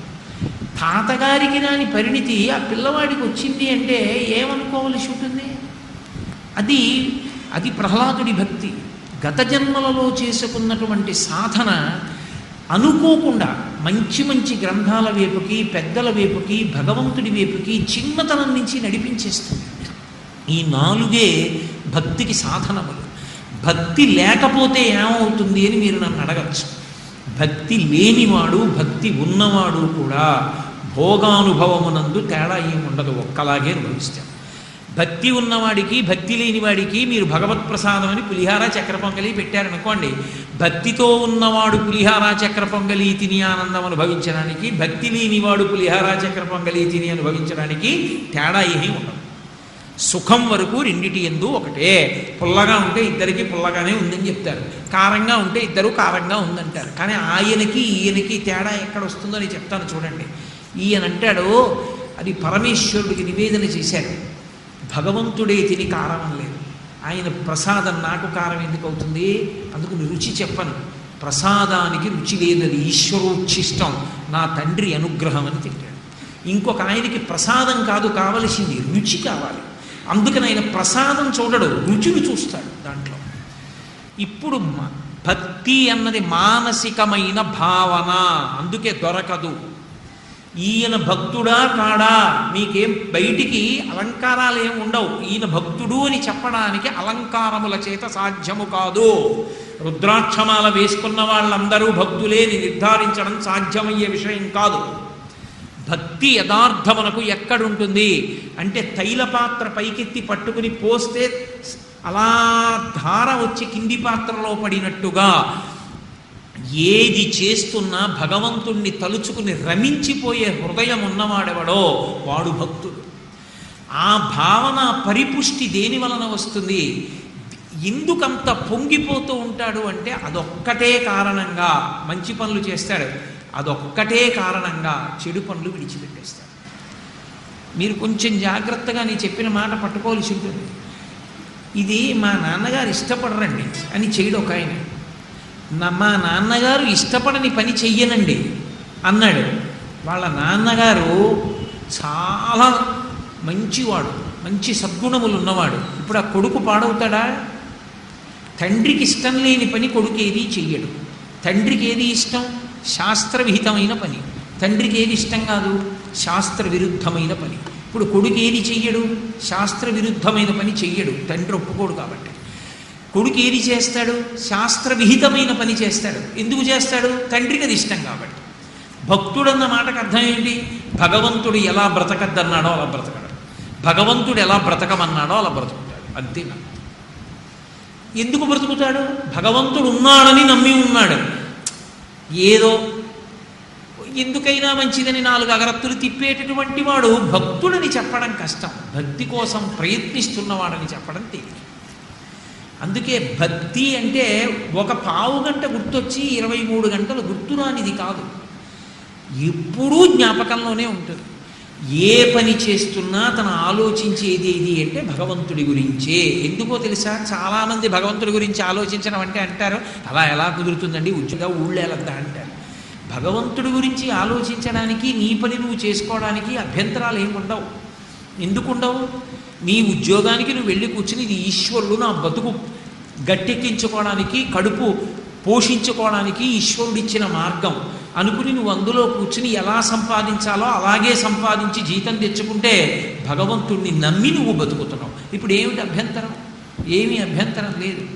కాబట్టి భక్తి అన్నది ఏర్పడడానికి ప్రధానమైన కారణము ఎక్కడొస్తుంది అంటే ఈ దశావతారముల నుండి వస్తుంది. అందుకు వింటారు దశావతారాలు. ఆ భక్తి లేకపోతే జన్మ పాడైపోతుంది. ఒకసారి మనుష్య జన్మ నుంచి కానీ జారిపోయాడు అనుకోండి, ఇక మళ్ళీ మనుష్య జన్మ ఎప్పుడు వస్తుంది అని అడిగారు అనుకోండి, చెప్పలేరు ఎవరు. కొన్ని కోట్ల జన్మలు పట్టచ్చు. ఈ జన్మలో పండించుకోలేకపోయావు, కొన్ని కోట్ల జన్మల తర్వాత మళ్ళీ మనుష్య జన్మ వస్తుంది. వస్తే మాత్రం ఎన్నాళ్ళు ఉంటుంది? నమ్మకం లేదు. పోనీ ఉందో 70 ఏళ్ళు, 20 ఏళ్ళు ఏమీ తెలియదు. ఆ పైన 60 ఏళ్ల తర్వాత పట్టుతో ఉంటుందని నమ్మకం లేదు. ఈ మధ్యలో బలమైన సంసారం ఉంది. మళ్ళీ నీకు గురువు దొరుకుతాడా? శాస్త్రం దొరుకుతుందా? ఇప్పుడు ఉద్ధరించలేదు, అప్పుడు ఉద్ధరిస్తావా? ఇప్పుడున్న తోటు ఉద్ధరించుకోలేకపోయావా? అందుకని దశావతారములను వినడానికి ప్రధాన కారణం ఏమి అంటే ఏ భక్తి జారిపోతే మళ్ళీ కోట్ల జన్మలు వెళ్ళిపోతావో దాని నుంచి రక్షించుకుంటారు. ఒక్కటి మీరు జ్ఞాపకం పెట్టుకోండి, నా మాట కొంచెం కఠినంగా మీకు అనిపించవచ్చు. కట్టిన మేడ 600 ఏళ్ళు 700 ఏళ్ళు కూడా ఉండొచ్చు. ఒక మేడతో పోలిస్తే, ఒక ఇంట్లో ఉన్నటువంటి ఒక ఇత్తడి గిన్నెతో పోలిస్తే, ఒక ఇంట్లో వండుకునేటటువంటి బూర్లు మూకుడితో పోలిస్తే ఒక వ్యక్తి యొక్క జీవితం ఎందుకో పనికిరాదు. మా ఇంట్లోనే ఉండేది ఒక బూర్లు ఉండే మూకుడు. ఆ బూర్ల మూకుట్లో ఒకానొకప్పుడు మా ముత్తాతగారు శరీరం విడిచిపెట్టినప్పుడు గారులు ఉండారు. ఆ తర్వాత మా తాతగారు శరీరం విడిచిపెట్టినప్పుడు అందులో గారులు ఉండారు. చాలా పెద్ద మూకుడు ఒకటి ఉండేది, ఇంతంత చెవులతోటి. మా నాన్నగారు విడిచిపెట్టినప్పుడు గారులు ఉండారు. అంతమంది వెళ్ళిపోయారు. ఆ మూకుడు అలా ఉంది. ఆ మూకుడుకున్నపాటి ఆయుర్దాయం మనకి. కానీ ఈ ఉన్న ఆయుర్దాయంలో ఈశ్వరుడు ఒక్కడిని విడిచిపెట్టి మిగిలిన విన్ని పట్టుకున్న కోట్ల జన్మలు కిందకు పోతావు, ఇక మళ్ళీ రావు మనుష్య జన్మలోకి. ఇన్నిటిని చూడటల్లా పిపీలికాది పర్యంతంలో పంది పిల్లల్ని కుక్కలు వెంటబడి వేటాడేస్తుంటాయి, ఎత్తుకుపోతుంటాయి. ఎంత భయంకరంగా ఉంటుందో జీవితం. కానీ శాస్త్ర పరిశీలనకి భగవద్భక్తితో ఉండడానికి యోగ్యమైనటువంటి మనుష్య జన్మ ఒక్కసారి జారిపోయిందా ఇక మళ్ళీ వస్తుందని నమ్మకం లేదు. ఈలోగా ఎన్ని కోట్ల జన్మల వెనక్కెడతావు? అన్నిటికన్నా ప్రధానమైనది ఏది అంటే భక్తే. భక్తితో ఉండడానికి నువ్వేం విడిచిపెట్టేయాలి? ఏమీ విడిచిపెట్టే ఎక్కర్లేదు. చాలామంది బట్ట రంగు మార్చేసుకుని ఏదో కొత్త రంగు బట్టలు వేసుకుని తిరగాలేమో అని బెంగెట్టుకుంటుంటారు. అలా ఏం అక్కర్లేదు. అసలు ధరించిన వాళ్ళల్లో చాలామంది గృహస్థులే. ఋషులు గృహస్థులు గారు సంసారాలతో లేరు. వాళ్ళు ధర్మము అని ఒక మాట, భగవంతుడు ఎలా చెప్పాడో అలా బ్రతికితే వాడు ఉన్నాడు, నేను ఆయనకి లెక్క చెప్పుకోవలసి ఉంటుంది, ఎవడు పడతాడు ఈ గొడవంతా అనుకుంటే చాలు. భాగవతంలో ఈ విషయాన్ని చెప్తున్నాడు పరీక్షిత్ మహారాజు గారు. చిత్రం ఏంటంటే భాగవతంలో ఈ దశావతారాలు చెప్పినప్పుడు మొదటి అవతారం మత్స్యావతారం కాబట్టి నేను మొట్టమొదట ప్రథమ స్కంధంలో దీన్ని చెప్తానండి అని ఏం చెప్పరు. ఎక్కడో తీసుకెళ్ళి చెప్తారు. నాకు జ్ఞాపకం ఉంటే బహుశా అష్టమ స్కంధంలోనో నవమ స్కంధంలోనో చెప్పారు మత్స్యావతార ఘట్టాన్ని. ఆ మత్స్యావతార ఘట్టం చెప్పేటప్పుడు శుకబ్రహ్మ చెప్తున్నాడు, పరీక్షిత్తు వింటున్నాడు. వినేటటువంటి వాడికి కొన్ని లక్షణాలు, చెప్పేటటువంటి వాడికి కొన్ని లక్షణాలు ఉండాలి. వినేవాడికి అయ్యో ఇది జారిపోతే మనకి మళ్ళీ చెప్పేవాడు ఎవడరా అన్న ఆర్తితో వినేవాడు ఒక్కడు చాలు. వాడి కోసం చెప్పారు భాగవతం. ఆ పరీక్షిత్తు వింటూ అన్నాడు, చేప అనేటటువంటి జీవి చాలా గొప్పదేం కాదు కదా, కేవలం నీటిలో బ్రతుకుతుంది. అందరిలా గాలిలో ఉన్న ప్రాణవాయువుని కూడా గ్రహించలేదు, నీటిలో కరిగిన ప్రాణవాయువుని గ్రహించి బ్రతుకుతుంది. పైగా జిహ్వేంద్రియానికి లొంగిపోతుంది, అందుకే అది ఎరని కొరికి చచ్చిపోతుంది. అంతటి అల్పజీవి అయినటువంటి ఒక చేప రూపాన్ని భగవంతుడు ఎందుకు పొందాడు? అసలు మత్స్యావతారంగా రావలసిన అవసరం ఏమిటి ఆయనకి?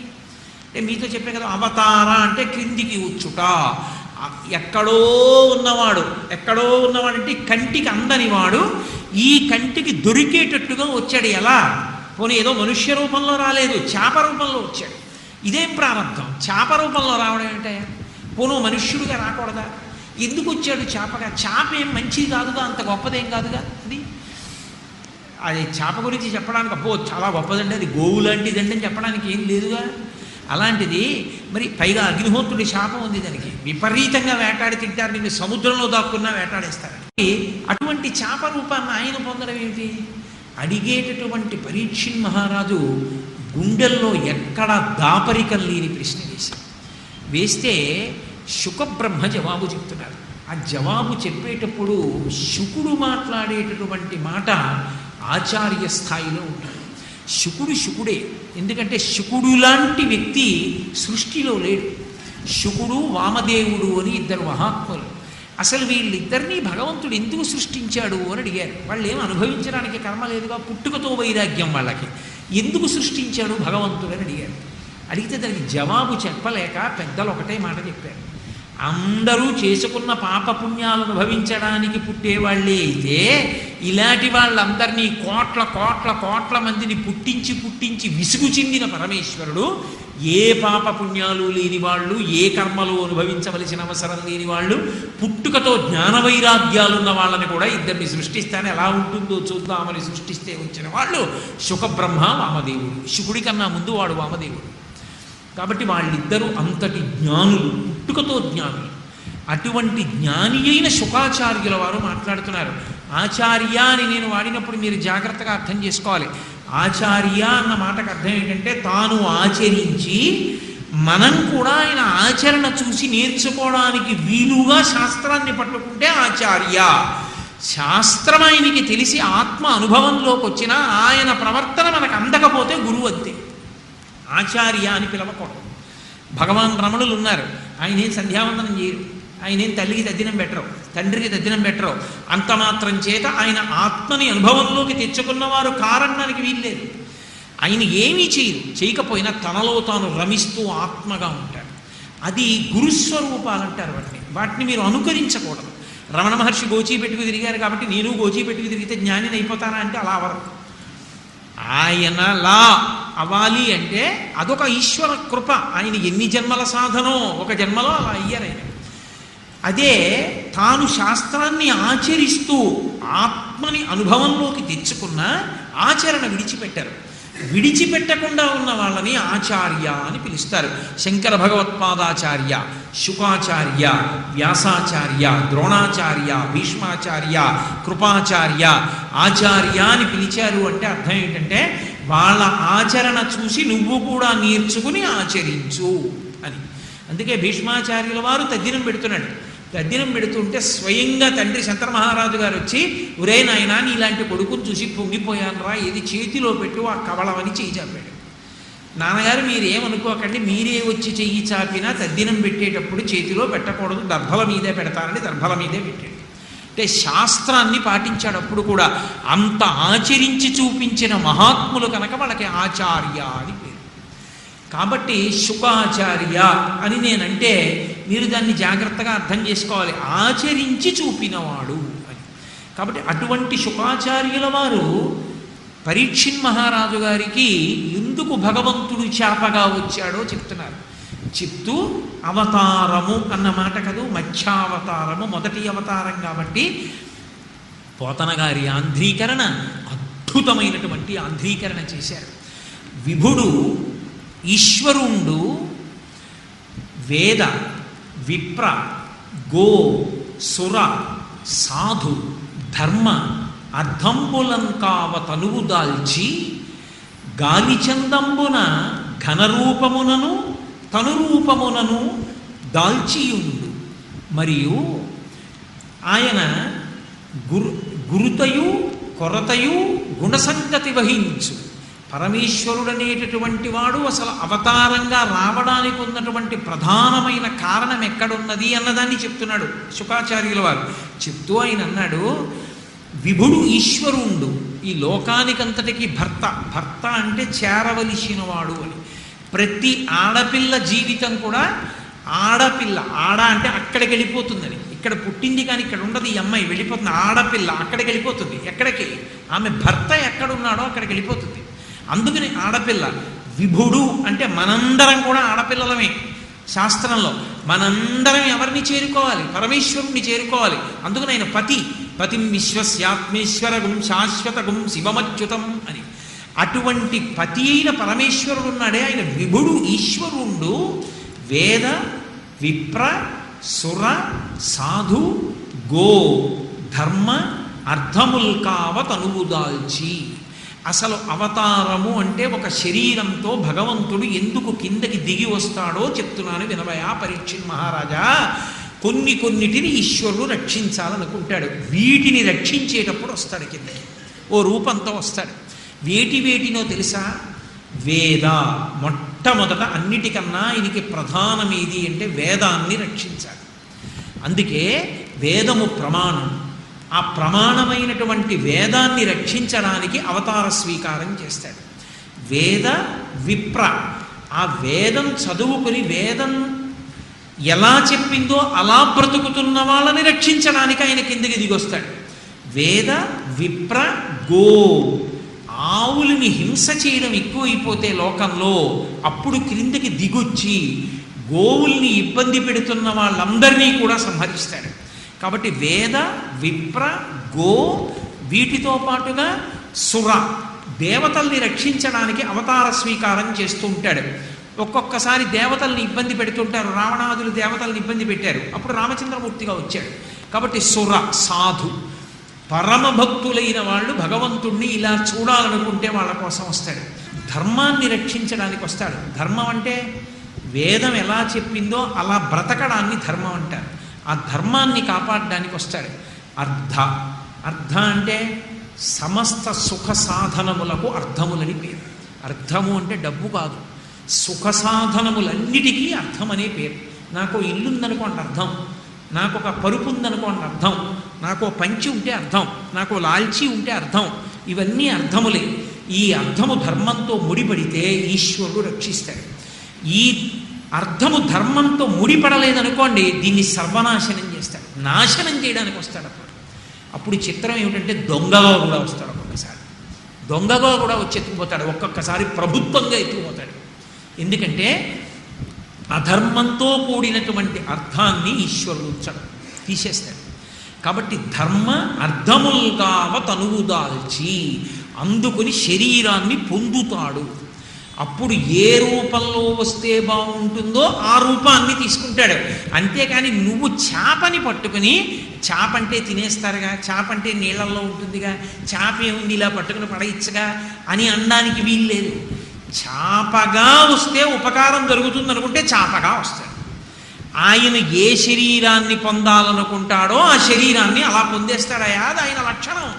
కాబట్టి తనువు దాల్చి గాలి చందంబున ఘనరూపములను తనురూపములను తగిలియుండు.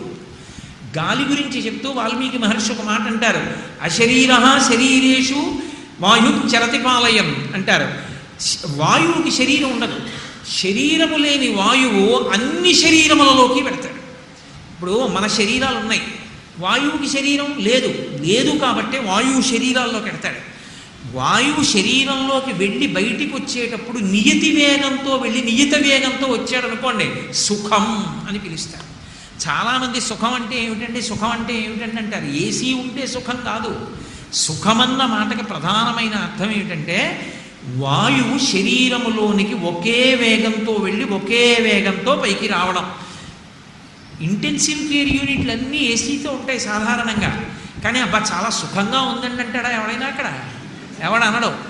ఊపిరి వేగంతో వెళ్లకుండా, ఊపిరి వేగంతో పైకి రాకుండా ఎగ ఊపిరో దిగ ఊపిరో వస్తే ఎంత ఏసీలో పడుకుంటే ఉపయోగం ఏముంది? శవం చుట్టూ నించున్న వాళ్ళు బయట ఎండలో నించోవచ్చు, శవం మంచు పెట్టిలో పడుకుందని ఎంత హాయిగా ఉందో దానికి అంటారా ఎవరైనా? అందరూ.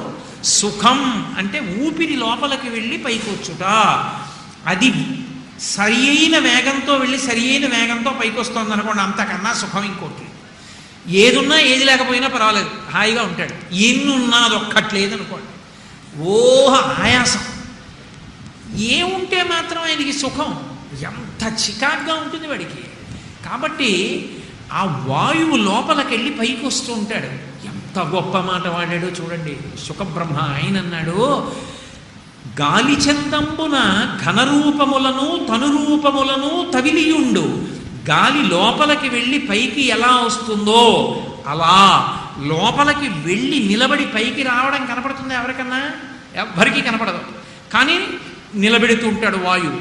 అలా అన్ని ప్రాణుల యందు పరమేశ్వరుడు ఉన్నాడు. ఉన్నప్పుడు ఆయన ఉన్నవన్నీ గొప్పే అయితే ఓ ప్రాణి తక్కువ ప్రాణి ఎక్కువ ఎలా అయిందయా? అన్నిటి యందు ఆయన ఉన్నాడు. కాబట్టి ఆయనకి ఒకటి తక్కువ ఒకటి ఎక్కువ అన్న భావన లేనే లేదు. ఇవాళ చేపగా ఎలా వచ్చాడని అడుగుతాయేంటి? ఇవాళ ఈ సభలో కూర్చున్నటువంటి వారి అందరి యందు పరమేశ్వరుడే ఉన్నాడు. ఉన్నప్పుడు అదేమిటండి వాళ్ళలో కూడా ఉండడమేనా అని మనకు నచ్చని వాళ్ళని పట్టుకుని అన్నారనుకోండి, అలా ఎలా కుదురుతుంది? ఉంటాడంతే. వివేకానందుడు అంతటి వాడు రామకృష్ణ పరమహంస దగ్గరికి వెళ్ళి అడిగాడు, భగవంతుడు లేడే లేడు లేనే లేడు లేనే లేడు అంటుంటాడు, వీడికి ఎంత చెప్పినాను వాడు ఎందుకు కూడా భగవంతుడు ఉన్నాడా అన్నాడు. అంటే రామకృష్ణ పరమహంస అన్నారు, భగవంతుడు లేడు లేడు అంటున్నాడు కాబట్టి వాడి యందు కూడా భగవంతుడు ఉన్నాడు, లేకపోలేదు. ఉన్నాడు కాబట్టి ఉండి కూడా లేడు అంటున్నాడు కాబట్టి భగవంతుడు వాడిని మూర్ఖనారాయణుడు అని పిలు తప్ప భగవంతుడు లేడని మాత్రం అనడు. ఉన్నాడు, వాడి యందు కూడా ఉన్నాడు, కాకపోతే మూర్ఖనారాయణుడు వాడు అన్న. అలా ఆయన లోపలికి వెళ్ళకపోతే అసలు ఉపాధులు ఎక్కడ నిలబడతాయి? నిలబడవు. కాబట్టి చేప రూపం ఇత్తాడా కప్ప రూపం ఇత్తాడా అని అడుగుతాయేమిటయా? ఆయన ఎప్పటికీ ఏది అవసరమవుతుందో ఆ రూపాన్ని పొందుతాడు. కాబట్టి గాలి చందంబున ఘనరూపమునను తనురూపమునను తవిలియుండు. అంతేకాదు ఆయనకి ఎక్కువ తక్కువ ఎన్నడు నందక నిర్గుణత్వంబును పొందుఘనుడు. ఆయన నిజానికి గుణములు లేవు, ఆయనకి ఇది ఎక్కువ ఇది తక్కువ అన్న భావాలు ఆయనలో ఉండవు.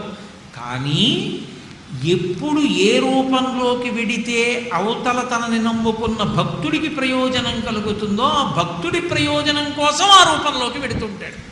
కాబట్టి నిర్గుణత్వంబును పొందు ఘనుడు.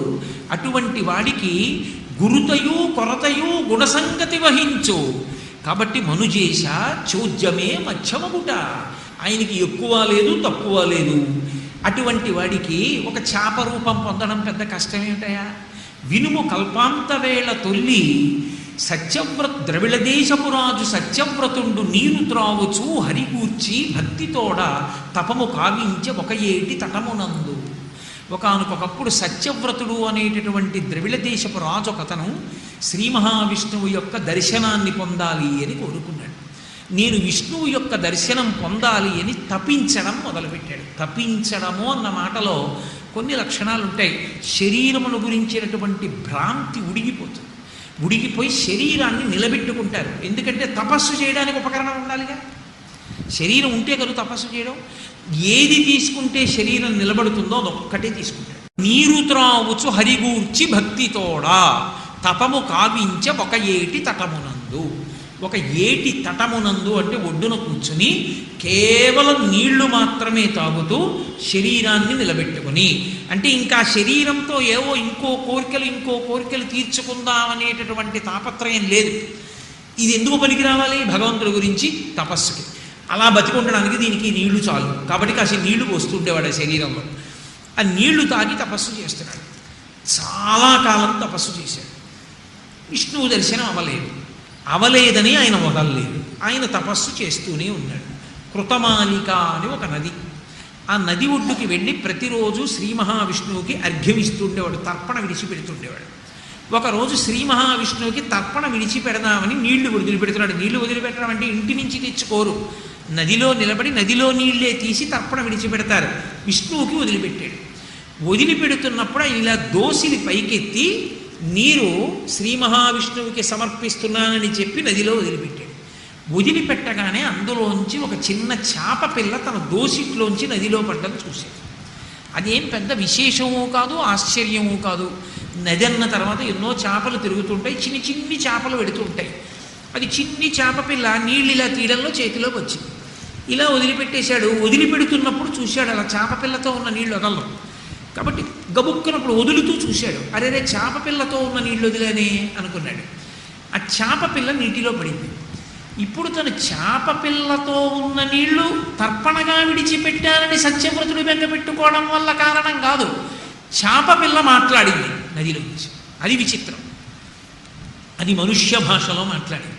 అదంది పాటు వచ్చిన జ్ఞాతి ఘాతులు,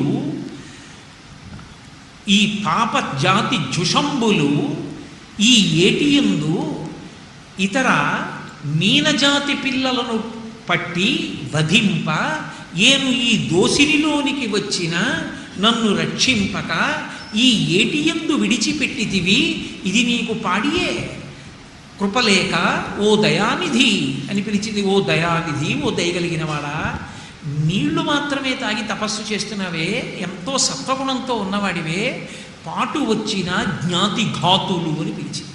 ఎంత గొప్ప పేరు పెట్టిందో. జ్ఞాతి ఘాతులు అంటే, జ్ఞాతి అంటే తనతో పుట్టినవాడు. అన్నదమ్ములోకి పుట్టినటువంటి పిల్లల్ని జ్ఞాతి అని పిలుస్తారు. చేపల్లో లక్షణం ఉంటుంది. జ్ఞాతి దేనికి ప్రధానంగా చెప్పబడతాడు అంటే వైరానికి చెప్పబడతాడు. అన్నదమ్ముల మధ్య ఎంత ఐకమత్యత ఉంటుందో అన్నదమ్ముల పిల్లల మధ్య అంత వైరభావం ఉంటుంది సహజంగా. దీని జ్ఞాతి వైరమునకు ప్రసిద్ధి.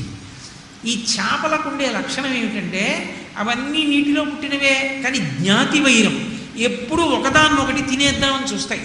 ఈ తినేద్దామని చూడడంలో ఏది దేన్ని తింటుంది అంటే పెద్ద చేప చిన్న చేపని తినేస్తుంది. పాటు వచ్చిన జ్ఞాతిఘాతులు పాపజాతి జుషంబులు. అయ్యో మనతో కలిసి పుట్టింది మన అన్న, మన తమ్ముడు, మన అక్క, మన చెల్లి అని కూడా లేకుండా మింగేసేటటువంటి లక్షణం ఉన్నటువంటి ఈ పాపజాతి చేపలున్నాయే, ఇవి కొండొక మీనిజాతి పిల్లల పట్టి వధింప చోటు వదిలి నీ దోసిని చొచ్చి వచ్చిన నన్ను అవి అలా పట్టి పిల్లల్ని తినేస్తున్నాయి. నేను భయపడిపోయి నీ దోసిల్లోకి వస్తే నువ్వు రక్షిస్తావు, దయగలిగిన వాడివని నువ్వు ఇలా నీళ్ళు ఎత్తుతున్నప్పుడు గబగబా వచ్చి నీ దోసిట్లోకి వచ్చాను. నువ్వేం చేశావు? నన్ను రక్షించడం మానేసి ఆ ఏట వదిలినా మళ్ళీ నన్ను ఆ నట్టేట త్రోసినా మళ్ళీ నట్టేటలోకి వదిలేశావు. ఇప్పుడు ఏమవుతుంది? మళ్ళీ ఆ చేపలు వచ్చి తినేస్తాయి. ఇది నీకు పాడియే, ఇలా చెయ్యొచ్చా? నన్ను రక్షించకుండా ఇలా నన్ను వదిలేయచ్చా నీళ్లలో? కృప ఇంత లేక దయానిధి, ఓ దయగలిగిన వాడా, ఉండవలసిన వాడా, నన్ను మళ్ళీ ఎందుకు పడేశావు నీళ్లలో? ఆయన తెల్లబోయాడు. ఇదేమిట్రా, ఇంత చేప పిల్ల ఏమిటి, నాతో ఇలా మాట్లాడడం ఏమిటి? ఆయన నిజమే దీనికి ఇన్ని కష్టాలు ఉన్నాయి, కానీ ఇది మనుష్య భాషలో మాట్లాడడం ఎలా సాధ్యం? తెల్లబోయాడు. తెల్లబోయినా అది నన్ను అడిగింది రక్షించమని. కాబట్టి రక్షించాలని ఆ చేప పిల్లని తీసి కమండలంలో పడేసుకున్నాడు. పడేసుకుని ఆ కమండలం తీసుకెళ్ళాడు, ఓ పక్కన పెట్టాడు, ఏదో తన జపం తను చేసుకున్నాడు. మళ్ళీ వెళ్ళి కమండలం దగ్గర చూశాడు. కమండలం అంతా నిండిపోయింది. ఆ చేప నిండిపోయి మళ్ళీ అంది, ఈ కమండలం నాకు సరిపోవట్లేదయ్యా, చాలా ఇబ్బంది పడిపోతున్నాను, కదలలేకపోతున్నాను, నన్ను కొంచెం పెద్ద దాంట్లో పడేద్దు అని తీసుకెళ్ళి ఓ కడవలో పడేశాడు. కడవ అంటే కుండ, పెద్ద కుండలో పడేశాడు. అలా పడేసి ఇలా వెళ్ళి వచ్చేటప్పటికి కడవ అంతా నిండిపోయింది. ఈ కడవలో ఉండలేకపోతున్నానయ్యా, నన్ను ఎక్కడైనా కొంచెం పెద్ద చోట పడేద్దు అన్నాడు. మళ్ళీ ఈ చేపని తీసుకెళ్ళి ఒక చెరువులో పడేశాడు. ఆ చెరువు అంతా నిండిపోయి చెరువు సరిపోవట్లేదయ్యా, చెరువు అంతా నిండిపోయిన కదలడానికి కుదరట్లేదు, నన్ను ఇంకెక్కడైనా పెద్ద చోట పడేద్దు అని ఆయన తీసుకెళ్ళి సముద్రంలో పడేశాడు. పడేస్తే సముద్రంలో చాలా పెద్ద చేప అయింది. ఇప్పుడు సత్యవ్రతుడు అన్నాడు, నేను ఇంతకాలం తపస్సు చేస్తే నా తపస్సుని మెచ్చి ప్రత్యక్షమైన విష్ణు భగవానుడవు నువ్వే ఈ రూపాన్ని ధరించావు. ఎందుచేత అంటే ఒక చేపకి ఉండకూడని 2 విషయాలు నీ ఎందుకు కనపడుతున్నాయి. ఒకటి, మనుష్య భాషలో మాట్లాడదు. 2, ఇంత త్వరగా ఎదగదు.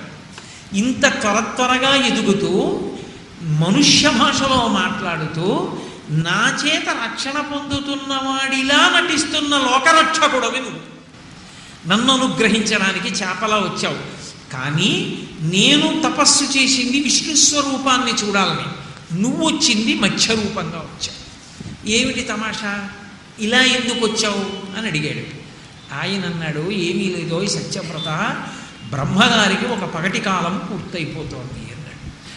ఒక కల్పం పూర్తయిపోతే మనకి ఇప్పుడు మనం శ్వేతవరాహ కల్పే అని కదా సంకల్పం చెప్తున్నాం. ఈ శ్వేతవరాహ కల్పం అంతా పూర్తయిపోతే బ్రహ్మగారికి ఒక పగటి కాలం పూర్తయిపోతుంది. బ్రహ్మగారికి ఒక పగటి కాలం పూర్తయితే, ఒక కల్పం పూర్తయితే నీకు వీపు నిప్పెడుతుంది. ఈ వెన్నుపూసలు నొప్పుడతాయి. కూర్చుని అదే పనిగా పుర్రెల మీద నుటి వ్రాతలు వ్రాస్తూ ఉంటాడు కదూ. అసుర సంధ్య వేళ అవుతుంది. అబ్బా, ఒక పగటి వేళ అయిపోయింది, సరస్వతి వీపు నిప్పెడుతోంది, కాసేపు పడుకుంటానని ఎక్కడ ఉన్నవాడు అక్కడే అలా కింద పడుకుని ఆ ఉత్తరీయం వేసేసుకుని పడుకుని 4 తలకాయల కింద చేతులు పెట్టుకుని గుర్రు పెడతాడు. సరస్వతీదేవి భర్తగారు పడుకున్నారని ఆవిడ కూడా పమిట నిండుగా కప్పుకుని ఆవిడ పడుకుంటుంది పక్కన. ఒక పగటి వేళ బ్రహ్మగారి ఆయుర్దాయం పూర్తయితే మనకి ఒక కల్పం పూర్తవుతుంది. బ్రహ్మగారికి ఒక పగటి వేళ పూర్తవుతోంది. కాబట్టి ఆయన ఇప్పుడు సృష్టిని ఆపుతాడు, ఆపి పడుకుంటాడు. బ్రహ్మగారు అలా నిద్రపోతే ప్రళయం వస్తుంది. ఉన్న ఉండవిక అద్భుతమైనటువంటి వర్షం ప్రారంభమవుతుంది. ఇవాల్టి రాత్రి నుంచి 7వ నాటి రాత్రి దాటిన తర్వాత వాన మొదలవుతుంది. ఆ వాన ఇక ఎడతెరిపి ఉండదు. అంత భయంకరమైనటువంటి వర్షం వడగండ్లతో పడుతుంది. సముద్రములన్నీ నిండిపోతాయి. నిండిపోయి చెలియని కట్టల దాటి భూమి మీదకు వచ్చేస్తాయి. వచ్చినప్పుడు సమస్త జీవులు కూడా నీటిలో పడిపోతారు. సూర్యచంద్రులకి గతి ఉండదు. అంటే గతులంటే ఇక కదలికలు ఉండవు. సూర్యచంద్రులు కదలరు కాబట్టి ప్రపంచమంతా కూడా కటిక చీకటితో నిండిపోతుంది. అంత కటిక చీకటిలో నిండిపోయిన తరువాత ఈ ప్రళయ జలాలు భూమిని అంతటినీ కప్పేస్తాయి. కప్పేసినప్పుడు సమస్త భూతములు మరణిస్తాయి. అదిగో అటువంటి ప్రళయం వచ్చేటటువంటి సమయం ఆసన్నమైంది. 1 వారం రోజులే ఉంది.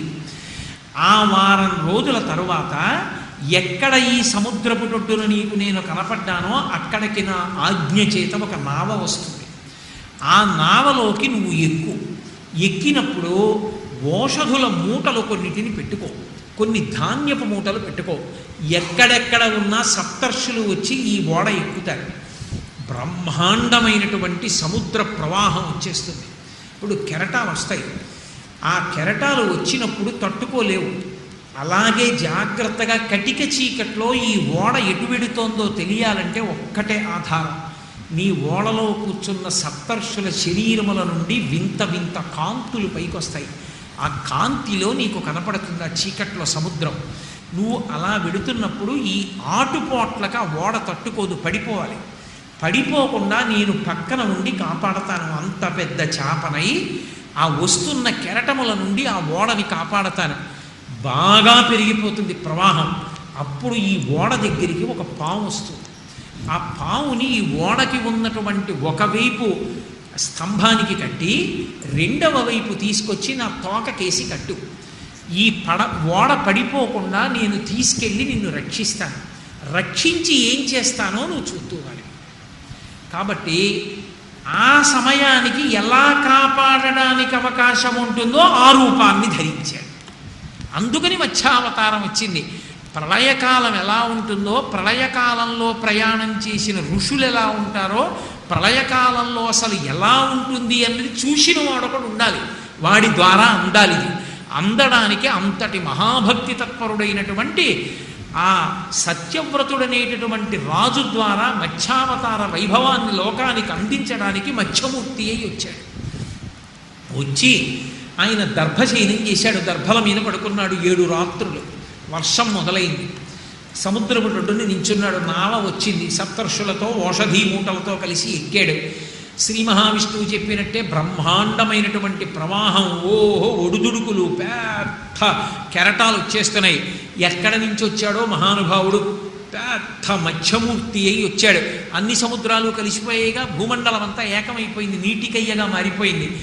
కొన్ని లక్షల యోజనముల పొడవు కలిగినటువంటి మత్స్యమూర్తి అయి చాప ఎలా ఎగురుతుందో అలా ఒక్కొక్కసారి నీటిలోంచి ఆకాశంలోకి ఎగురుతూ, ఒక్కొక్కసారి పెద్ద కెరటాలు వచ్చినప్పుడు అడ్డొచ్చి వెనక్కి తోస్తూ, ఈ ఓడని పడగొట్టడానికి జలచరాలు వస్తే వాటిని తింటూ, ఈ ఓడ ఊగిపోతున్నప్పుడు తన శరీరంతో మళ్ళీ కుదిపి దాన్ని నిలబెడుతూ వెడుతున్నాడు. కొంత దూరం వెళ్ళేటప్పటికి ప్రవాహం ఎక్కువైపోయింది. ఇక లోకములన్నీ లయమైపోవాలి, ఏదీ మిగలకూడదు. ఇక ఎక్కడ ఏదీ మిగలడానికి వీల్లేదు. అటువంటి సమయంలో ఆ ఓడ దగ్గరికి ఒక పాము వచ్చింది. ఒక పాము వచ్చింది అంటే మీరు ఒక్కటే ఆలోచన చెయ్యవలసి ఉంటుంది. ఆయన వెంట ఎప్పుడు ఉండేవాడు శేషుడి. కాబట్టి ఆ పాము ఒకవైపు ఓడకి కట్టి, ఒకవైపు ఆ మత్స్యం యొక్క తోకకేసి కట్టాడు. ఇప్పుడు ఆ సముద్ర జలాల్లో, ప్రళయ జలాలలో తీసుకెళ్ళి సప్తర్షుల్ని, సత్యవ్రతుణ్ణి తీసుకెళ్ళి నిలబెట్టాడు. ఆ ఓడ ఊగిపోకుండా అలాగే నిలబడింది. కటిక చీకటి, గాఢాంధకారం, ఒక్క జీవి అన్నది లేదు. సమస్తం ప్రళయంలో మునిగిపోయింది. అదే మార్కండేయాయుష్యు అంటారు. అప్పుడే వేరొక పురాణంలోంచి చెప్పినప్పుడు అన్ని లోకాలు లయమైపోతే మార్కండేయుడికి ఒక్కడికి మాత్రం ఆ కల్పాంతమునందు కూడా ఆయన శరీరం విడిచిపెట్టాడు. ఆయన ఒక్కడు సముద్రంలో ప్రయాణించి వెళ్ళాడు సత్యవ్రతుడితో పాటుగా. వెళ్ళినప్పుడు వటపత్రశాయి అయి దర్శనమిచ్చాడు. ఒక రావి చెట్టు ఒక్కటి మిగిలితే రావి చెట్టు ఆకు మీద పడుకుని దర్శనమిచ్చాడు. ఇచ్చి జ్ఞానబోధ చేశాడు. ఇక్కడ ఈ సత్యవ్రతుడు ఉన్నటువంటి ఈ నావ ఒక్కటి వెళ్ళి ఆ సముద్ర జలాలలో ఆవలి ఒడ్డు వైపుకి నిలబడింది. అక్కడ మహానుభావుణ్ణి కూర్చోపెట్టి వేద జ్ఞానాన్నంతటినీ కూడా అందించి బ్రహ్మజ్ఞానాన్ని బోధ చేశాడు. ఆ బ్రహ్మజ్ఞానము ఒక్కసారి ఎరుకలోకి రాగానే సత్యవ్రతుడికి తాను ఆత్మ అన్న విషయం ఎరుకలోనికి వచ్చింది. ఆయనతో పాటుగా సప్తర్షులు కూడా విన్నారు. విన్న తరువాత ఒక మాట చెప్పాడు. 7వ రాత్రి పూర్తయిపోతోంది. రేపు ఉదయం 8వ రోజు. రేపు ఉదయానికి బ్రహ్మగారు మళ్ళీ నిద్రలేస్తాడు. ఎందుకంటే ఆయనకి రాత్రి పూర్తయిపోతుంది. ఇంత ప్రళయం జరిగిన తరువాత లేస్తాడు. ఈశ్వరుని యొక్క సంకల్పంలో, ఈశ్వరుని కాలమానంలో 7 రాత్రులు 7 పగళ్ళు ఆ ప్రళయం జరిగిన తరువాత బ్రహ్మగారు లేస్తాడు. కాబట్టి బ్రహ్మగారు నిద్రలేచిన తర్వాత మళ్ళీ సృష్టి ప్రారంభమవుతుంది. ఈ సముద్ర జలాలన్నీ భూమి మించి వెనక్కి వస్తాయి. మళ్ళీ భూమి ప్రారంభమవుతుంది. అప్పుడు మొట్టమొదటి సృష్టిలో మనుష్యులకందరికీ కూడా ప్రథముడిగా మనువు అన్న పేరుతో నువ్వు వస్తావు. అందుకే మానవ అని పేరు. మనందరం మనువు యొక్క సంతానం కాబట్టి మనకి మనుష్యులు, మానవులు అని పేరు. ఆ మొట్టమొదటి వాడిగా నువ్వు వస్తావని శ్రాద్ధదేవుడు అని పేరు పెట్టి వివస్వంతుడు అంటారు. అందుకే సూర్యనారాయణమూర్తి గురు పరంపరలో ఒకడవుతాడు. వివస్వన్ అని పేరు ఆదిత్య హృదయంలో కూడా. వివస్వంతుడు అనేటటువంటి పేరు కలిగిన సూర్యనారాయణమూర్తికి కుమారుడిగా శ్రాద్ధదేవుడై రాజుగా వచ్చి మొదటి మనువై మళ్ళీ సృష్టి ప్రారంభం జరిగింది. అలా ప్రళయం ఎలా ఉంటుందో, ప్రళయం తర్వాత సృష్టి ఎలా ప్రారంభమవుతుందో, తర్వాతి మనువు ఎవరవాలో తపస్సు చేసినటువంటి సత్యవ్రతుణ్ణి అనుగ్రహించినటువంటి అవతారం మత్స్యావతారం. ఆ మత్స్యావతారం స్వీకరించడానికి 2 కారణాలు. ఒకటి, ప్రళయ జలముల యందు సత్యవ్రతుడు నిలబెడితే తప్ప, ఎవరో ఒక్కడైనా అనుభవాన్ని చూస్తే తప్ప అసలు మనకు ఎలా అందుతుంది ప్రళయం ఎలా ఉంటుందో. ఆ ప్రళయాన్ని సత్యవ్రతుడు చూశాడు కాబట్టి సత్యవ్రతుడికి ఎలా మత్స్యమూర్తి అవతారంలో ప్రళయాన్ని చూశాడో వర్ణింపబడింది కాబట్టి ప్రళయాన్ని, ప్రళయం తర్వాత సృష్టిని మనం తెలుసుకోగలిగాం. ఇంతలో ఒక చమత్కారం జరిగింది. ఎప్పుడెప్పుడు భగవానుడు ఒక్కడే మిగులుతాడో అక్కడక్కడ ఒక రాక్షసుడు కూడా పుడుతుంది. ఎక్కడి నుంచి పుడతాడండి?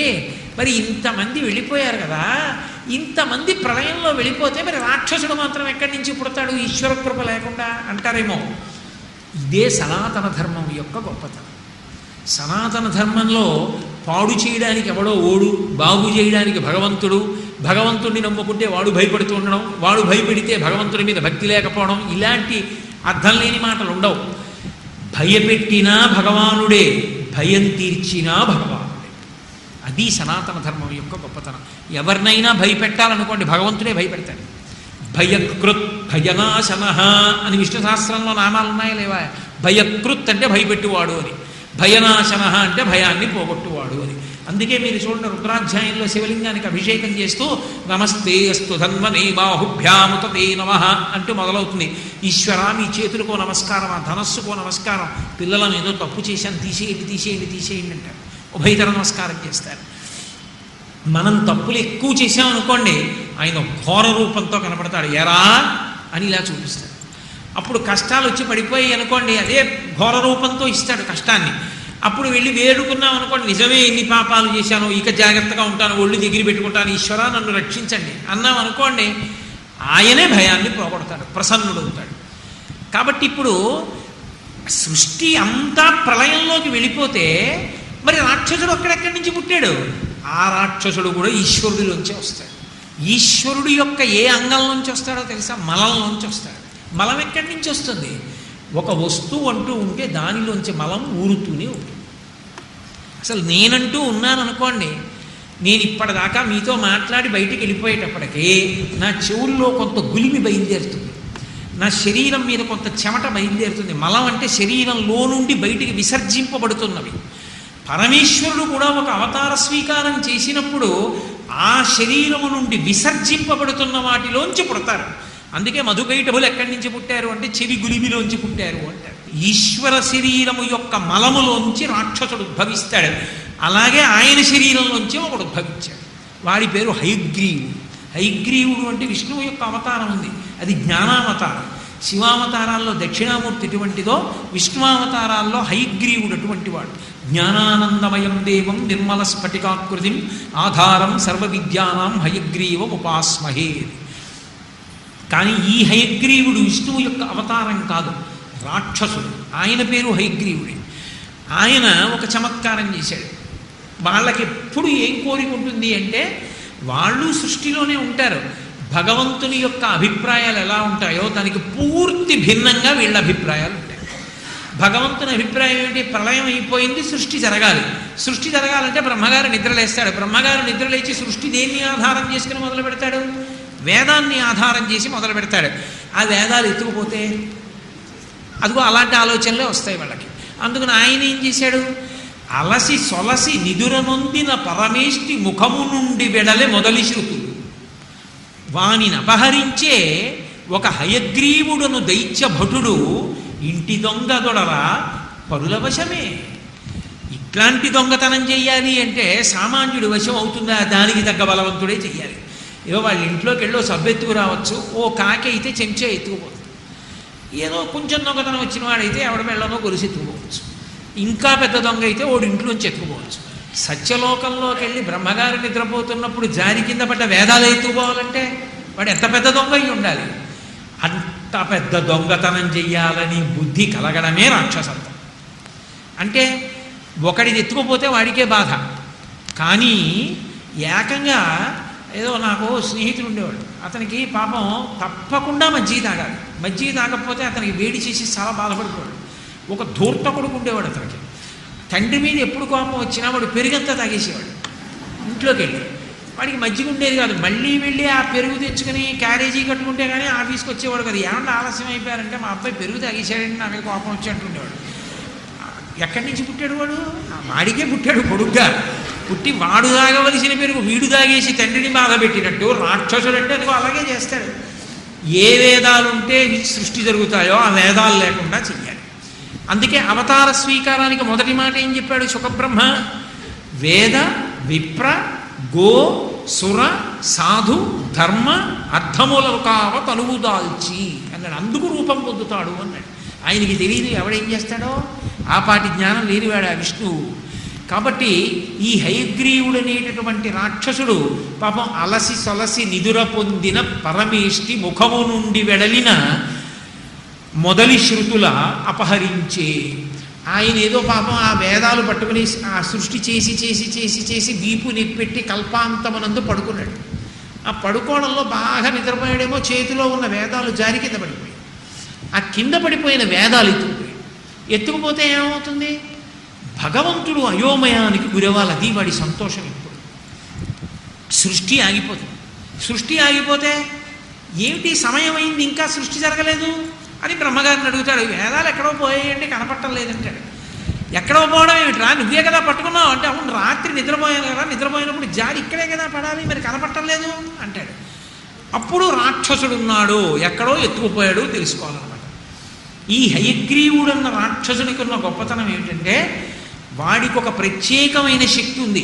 అవి యోగశక్తులు. అలా సంపాదిస్తారు. జలస్తంభన విద్య అని ఒక విద్య. ఆ యోగశక్తి సంపాదించారనుకోండి, నీళ్ల లోపలికి వెళ్ళిపోయి వాడు ఉండిపోతాడు. వాడు పైకి నీళ్లు కనపడతాయి, అందులో ఉంటాడు వాడు. దుర్యోధనుడికి నేర్చుకున్నాడు ఆ జలస్తంభన విద్య. నేర్చుకుని నీళ్ల లోపలికి వెళ్ళి దాక్కున్నాడు. భీమసేనుడు వచ్చి పౌరుషవాక్యాలు పలికితే అప్పుడు బయటకు వచ్చాడు అందులోంచి. అలా ఈ హయగ్రీవుడన్న రాక్షసుడు ఒక ప్రత్యేకమైన శక్తి సంపాదించాడు. అది ఎక్కడి నుంచి సంపాదించాడు? ఈశ్వర కృప వల్లే. అదో తమాషా. మళ్ళీ ఏది ఎక్కడి నుంచి వచ్చినా ఈశ్వరుడి వల్లే వస్తుంది. భక్తితో ఉండి తపస్సు చేసినప్పుడు ఇచ్చేస్తాడు, దుర్వినియోగం చేస్తే చంపేస్తాడు. అది ఆయన లక్షణం. వాడు బుద్ధిగా ఉండి తపస్సు చేశాడు అనుకోండి, తపస్సుకి లక్షణం తపస్సుకే ఇచ్చేస్తాడు. వాడు హిరణ్యకశిపుడు అండి, వరాలు ఇచ్చేస్తే రేపు పొద్దున్న ఇబ్బంది పెట్టేస్తాడండి, అరిచి చావనివ్వండి, ఏం చేయనివ్వండి, నేను వరాలు ఇవ్వను అనడం. తపస్సు చేశాడు, భక్తిగా ఉన్నాడు, వరాలు ఇస్తాడు. అబ్బాయి బుద్ధిగా ఉండని చెప్తాడు, ఉండలేదు, నరసింహావతారంలో వచ్చి చెప్పేస్తాడు. ఇచ్చేది ఇస్తాడు, పెట్టేది పెడతాడు, మాట వినకపోతే కొడతాడు. తండ్రి ఎలా ఉంటాలో అలాగే ఉంటాడు. కాబట్టి ఇప్పుడు ఆ హయగ్రీవుడన్న రాక్షసుడు ఎక్కడున్నాడని చూశాడు. వాడు వేదాలన్నీ తడిసిపోకుండా ఓ బట్టలో కట్టేసి వాటిని పట్టుకుని సముద్ర గర్భంలోకి వెళ్ళిపోయాడు. వాడికి అదో విద్య వచ్చి వాడికి కాబట్టి సముద్రంలో దాక్కున్నాడు. ఏమిటి సరదా వాడికంటే? ఒక్కొక్కడికి 10 మంది బాధపడిపోతే వీడికి ఎంత సంతోషం. అదిగో పెరుగు తాగేసిన కొడుకులాగా. ఇప్పుడు వేదాలు లేవుగా బ్రహ్మగారికి ఎలా? ఇప్పుడు మళ్ళీ వేదం అంతా తయారు చేసి ఇవ్వాలంటే బ్రహ్మగారు ఎప్పటికీ నేర్చుకుంటాడు, ఎప్పటికీ సృష్టి మొదలవుతుంది. ఈ మధ్యలో పెద్ద అగాధం వచ్చిందా లేదా? ఎందుకు ఆగిపోయిందంటే హయగ్రీవుడు వేదాలు ఎత్తుకుపోయాడంటారా లేదా? నా కీర్తి చిరస్థాయిగా ఉంటుంది కదా. ఒక్కొక్కడిది ఒక్కొక్క వెర్రి. మీకు వెంకటేశ్వర అవతారంలో కూడా ఇలాంటి వాడు ఒకడు దొరికాడు. అందుకే 7 కొండల్లో ఒక కొండకి వృషాద్రి అని పేరు రావడానికి కారణం ఒక రాక్షసుడి పేరు. వాడు శ్రీ మహావిష్ణువుతో యుద్ధం చేసి చంపేసే ముందు నీకు ఏం వరం కావాలని అడిగితే మోక్షం అడగలేదు వాడు. నాకు మోక్షం వద్దు, ఏహీ వద్దు, నచ పరమేశ్య పదం హరేహే, నాకు పరమేష్కి పదం కూడా వద్దు, నాకేం కావాలో తెలుసా? నా పేరు మీద ఈ కొండ ఉంటే చాలన్నాడు. వాడికి అదో సంతోషం. అలాగే ఇచ్చానన్నాడు. వృషభాద్రి ఓ కొండ అయింది. అలా ఆయన వెళ్ళి సముద్ర గర్భంలో చేరాడు. ఎందుకు అంటే వేదాలు లేవు కాబట్టి సృష్టి జరగకూడదు. రాక్షసత్వము అన్న మాటకు అర్థం అంతే. మీరు ఎప్పుడైనా జ్ఞాపకం పెట్టుకోండి. ఏ పని చేసి ఎంతమందిని బాధ పెట్టచ్చో అన్న దాంట్లో బాగా ఆలోచన పెద్దదవుతోంది అనుకోండి, రాక్షసత్వం పెద్దదవుతోందని గుర్తు. ఏదో చిన్నో చితకో బాధ పెట్టడమో ఏదో చేశాడు అనుకోండి, పర్వాలేదు, కొంతవరకు రాక్షసత్వం ఉంది. అది ఎంతమందిని నేను ఒక పని చేస్తే ఎక్కువ మంది బాధపడతారు అన్నది ఆలోచించడం మొదలుపెట్టాడు అనుకోండి, పెళ్ళి అవుతుంటే ఫీజు ఎత్తుకుపోతే ఇలాంటి ఆలోచనలు వచ్చాయనుకోండి, పరమ ప్రమాదకరమైన వ్యక్తి అనమాట వాడు.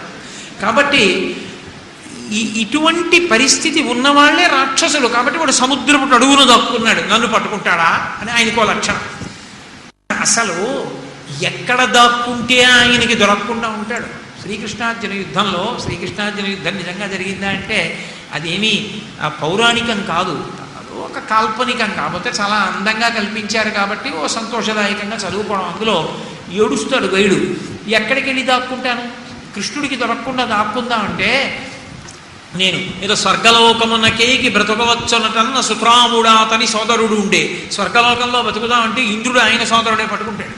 పాతాళమునకేకి బ్రతకవచ్చునటన్న బలిచక్రవర్తినన్ పట్టి ఇచ్చు, పాతాళంకెళ్ళి బతుకుదామంటే బలిచక్రవర్తి పట్టుకుని ఇస్తాడు. ఘోరకాననములకేకి బ్రతుకవచ్చనటన్న నృసింహరూపమున తిరుగునతడు, ఎక్కడికో అరణ్యంలోకి వెళ్ళి తిరుగుతామంటే నరసింహావతారం ఎత్తి అరణ్యంలోకి వస్తాడు. నేను ఎక్కడ దాక్కోను, పాతాళమునకి ఆఖరికి ఆకాశగంగలో అణిగియుండెదనన్న అతని పాదములంటే అది జనించే. ఆకాశగంగలో అణిగి పడుకుందామంటే ఆయన పాదాల్లోంచి అది పుట్టింది. ఎక్కడ దాక్కుంటావు? పరమేశ్వరుడు కాని వస్తువు ఏముంది? అది ఆ బుద్ధి వస్తే వాడు బుద్ధిమంతుడు భక్తుడు. నేను అక్కడ దాక్కుంటే వాడేలా పట్టుకుంటాడంటే రాక్షసత్వం. అదే విచిత్రం. కాబట్టి ఇప్పుడు ఆయన సముద్ర గర్భంలో దాక్కున్నాడు. అందుకొచ్చాడు మత్స్యమూర్తిగా. ఏకకాలమునందు రెండు ప్రయోజనములను సాధించడానికి ఏ ఉపాధి వలన సాధ్యమో ఆ ఉపాధిని స్వీకరించాడు.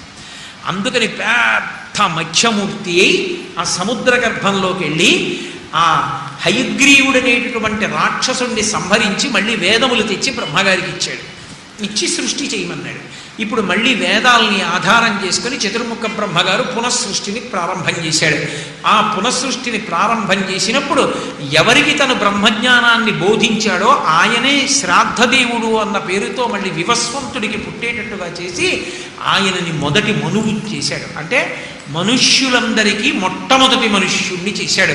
నీ సంతతే ఈ కల్పంలో అంతా ఉంటుంది అని మొదటి మనువుని చేసి తదనంతర కాలమనందు బ్రహ్మజ్ఞానం అనుభవించినటువంటి సత్యవ్రతుడు మోక్షానికి వెళ్ళాడు. అంటే పరబ్రహ్మమునందు ఐక్యమై మళ్ళీ పుట్టవలసినటువంటి అవసరాన్ని పోగొట్టుకున్నాడు.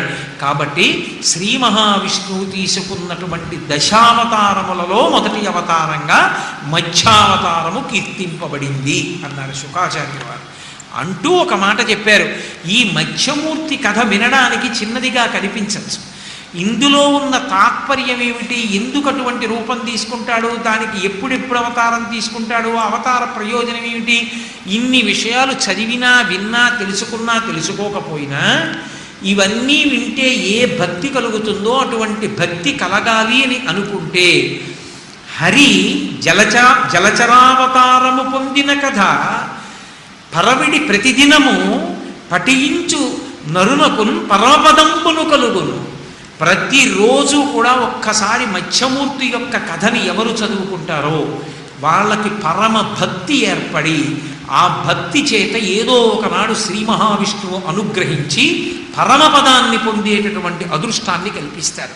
అంటే దాని అర్థం ఏమిటంటే మత్స్యావతార ఘట్టం చదవగా కొన్ని విషయాలు అర్థం అవడం మొదలు పెడతాయి. ఏమిటా అర్థం అవడం అంటే అసలు ఈ సృష్టిలో ఆయన ప్రవేశించనిది శివము కాదు. ఆయన ఆశ్రయించి లేడనుకోండి, ఆయనతో కలిసి లేకపోతే అది శవం, అది ప్రకృతిలోకి వెళ్ళిపోతుంది. ఆయన ఆవహించి ఉంటే శివం మంగళప్రదం అవుతుంది. అందుకని ఆయన ఇందులో ఉండడమా ఇందులో ఉండకపోవడమా ఆయనకు ఉండదు. ఆయన అన్నిటి యందు ఉంటాడు. ఆయన లేనిది ఉండదు. అంతర్బహిశ్చ తత్సర్వం వ్యాప్య నారాయణ స్థిత. అందుకే చాపగా రావడానికి ఆయనకి ఇబ్బంది ఏం లేదు. ఆయన ఎందుకు ఒక్కొక్క రూపాన్ని పొందుతాడంటే ఏ రూపాన్ని పొందితే ఒక ఉపకారం భక్తుడికి చేయడం సాధ్యమవుతుందో ఆ రూపాన్ని పొందుతాడు. ప్రళయాన్ని ఆపి కేవలం తన దర్శనం ఇవ్వవచ్చు. విష్ణు దర్శనమేగా అడిగాడు సత్యవ్రతుడు, కాబట్టి తన దర్శనం ఇచ్చేసేయచ్చు. కానీ తను దర్శనం ఒకటే ఇచ్చి వెళ్ళిపోయాడు అనుకోండి, ప్రళయకాలంలో ఆయన కూడా వెళ్ళిపోతాడు. వెళ్ళిపోతే భవిష్యత్తులో మనువు కాడు. ఆయన వివస్వంతుడికి కొడుకు కాలేడు. ప్రళయకాలమునందు ఎవ్వరూ వినడానికి యోగ్యత లేకుండా శరీరం విడిచిపెడితే సప్తర్షులతో కలిసి శ్రీ మహావిష్ణువు దగ్గర బ్రహ్మజ్ఞానాన్ని పొందలేడు. 2, ఆ కాలమునందు పుట్టేటటువంటి హయగ్రీవుడన్న రాక్షసుడి చేత తస్కరింపబడినటువంటి వేదములను తిరిగి పైకి తేవడానికి నీటి యందు ప్రవేశించేటటువంటి అనువైన రూపమున్న మత్స్యమూర్తిగా ఉంటే తప్ప పునఃసృష్టి ప్రారంభం కాదు. ఇన్నిటిని దృష్టిలో పెట్టుకుని ఏకకాలమునందు సాధించగలగాలంటే సర్వజ్ఞత అని ఒక మాట. అవతారమునందు సర్వజ్ఞత్వం ఉంటుంది. అంటే అన్నీ తెలిసి ఉంటాయి. భూత భవిష్యత్ వర్తమాన కాలములు తెలిసి ఉంటాయి. అవతారము వచ్చింది అంటే భక్తుడు కోరుకున్నది తృణమైతే పరమేశ్వరుడిచ్చేది మేరు పర్వతం. ఇందులో మీరు ఒక్క విషయాన్ని గమనించాలి. సత్యవ్రతుడు నాకు ఇది కావాలని ఏమైనా అడిగాడా శ్రీ మహావిష్ణువుని? ఏమీ అడగలేదు. చాపగా కనపడి రక్షించమని అడిగాడు. రక్షించవలసిన వాడు రక్షించమని అడిగాడు. ఆ దిక్కుమాలిన చేప పిల్ల దీన్ని నేను రక్షించాలని ఏమిటని పారేశాడు అనుకోండి, అసలు సత్వగుణమే లేదు. సత్వగుణమే లేని వాడికి తపస్సు ఏమిటి? ఇక ఆ తపస్సుకి తాను ఎలా అనుగ్రహిస్తాడు? సత్వగుణ భరితుడై ఉన్నాడు అనడానికి అర్థం, నన్ను రక్షించు అంటే తాను ముందే తీసుకెళ్ళో తొట్లో పారేయచ్చు. ఓ తొట్లో పారేస్తే తొట్టి మీద ఏ పిల్లో ఎక్కి కూర్చుని చేప పిల్ల తిరుగుతున్నప్పుడు పట్టుకుంటే, అందుకే తనని ఆశ్రయించి వచ్చిన చేప పిల్లని తాను రక్షించుకోవడానికి నిరంతరం తను చూసుకునేటటువంటి కమండలంలో వేశాడు తప్ప కమండలంలో చేప పిల్ల ఏమిటని ఆలోచించలేదు. అంటే ఒక చేప పిల్లని రక్షించడంలో కూడా ఎంత ఆర్తి ఉందో, ఎంత ప్రేమ ఉందో, ఎంత తాపత్రయం ఉందో, ప్రతి ప్రాణిలో విష్ణువుని ఎంత చూశాడు అనడానికి సత్యవ్రతుని యొక్క హృదయము తార్కాణం కమండలంలో పెట్టాడు. అడిగితే మార్చాడు. నాకు ఇది చాలదన్నప్పుడల్లా మారుస్తూ వెళ్ళాడు.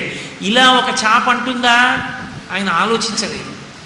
తను చెయ్యవలసిన కర్తవ్యాన్ని తాను ఆలోచించాడు. అది ఎవరైతే తనకెందుకంటూ వెళ్ళాడు.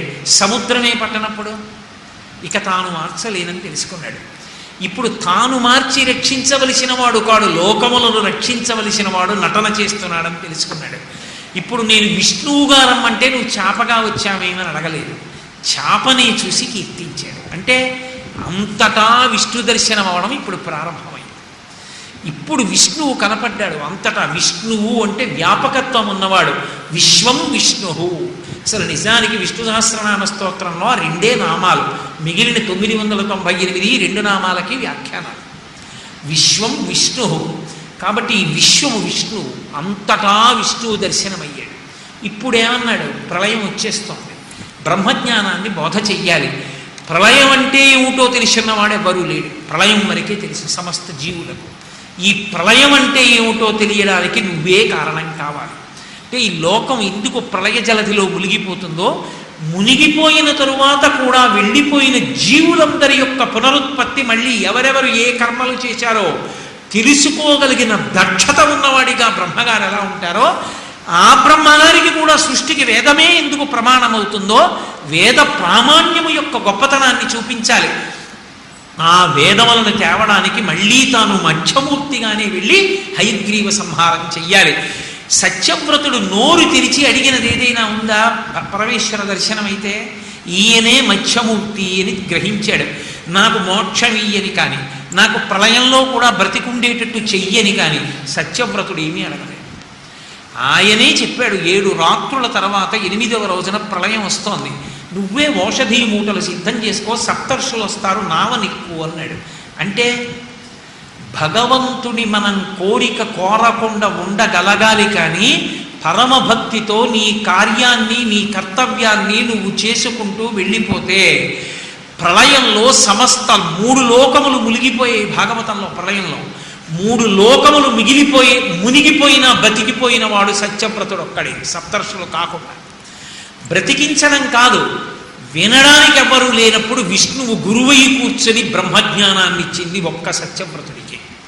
ఇవ్వడం కాదు, సూర్య భగవానుడికి కొడుకుని చేసి ఆ సూర్యుణ్ణి గురువుని చేసి జ్ఞానబోధ చేయించి మొదటి మనువుని చేశాడు. మొదటి మనువుని చేసి తరువాతి కాలమునందు మోక్షం ఇచ్చాడు. అంటే భగవద్భక్తిలో నువ్వు భగవంతుణ్ణి అడగగలగడం నీకు చేత కాదు. శంకర భగవత్పాదులు అందుకే తీర్మానం చేశారు, ఈశ్వరుడు నీకు సముద్రం ఇవ్వగలడు, నువ్వేమడుగుతావు? నీటి బుట్టు అడుగుతావు, అడక్కన్నారు. అందుకే నువ్వు అడక్కు ఈశ్వరుణ్ణి, భక్తితో నిలబడు చాలు. నీకేమి ఇవ్వాలో ఈశ్వరుడికి తెలుసు. ఆయన ఏమి ఇవ్వాలనుకున్నాడో అదే నీకు ఇచ్చినప్పుడు నువ్వు చిరస్థాయిని పొందుతావు. నువ్వు అడిగితే నువ్వేమడుగుతావు? అల్పమైన కోరికలు కోరుతావు.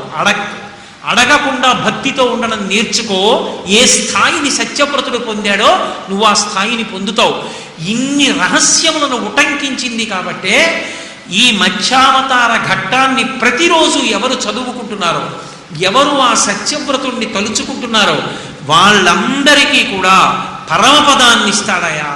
ఆఖరణ ఇంకా 7 రోజులలో ప్రళయం వస్తోందనగా ప్రళయ జలాలలో తీసుకెళ్లి బ్రహ్మజ్ఞానం ఇవ్వగలిగినటువంటి పరాత్పరుడు నీ మిగిలిన జీవితంలో భక్తి జ్ఞాన వైరాగ్యములనిచ్చి అంత్యమునందు ఆఖరి ఊపిరిలోనైనా బ్రహ్మజ్ఞానాన్నిచ్చి ఆయన నిన్ను మళ్ళీ పుట్టవలసిన అవసరం లేని స్థితికి ఎత్తగలడు. అటువంటి శక్తి ఉన్నటువంటి పరమేశ్వరుని యొక్క స్థితిని ఆవిష్కరించగలిగిన గాథ కాబట్టి మొట్టమొదటి అవతారమైనటువంటి మత్స్యావతారానికి అంత ప్రశస్తి కలిగి ఫలశ్రుతి చెప్పారు పోతన గారు దానికి. అందుకని అన్నారు, ఎవరు ప్రతిరోజు దీన్ని పదపడి ప్రతిదినము చదువ పరమ పదంబున్ నరులు పొందుదురు సిద్ధి నుండు ధరణీశ్వర తథ్యము సుమ్మి. సిద్ధిని పొందుతారయా తీరు కోర్కెలు. ఏ కోరిక వాళ్ళు, ధార్మికమైన కోరిక వాళ్ళు ఏమి కోరుకుంటారో వాళ్ళ మనసులో ధార్మికమైనవి కొన్ని ఉంటాయి.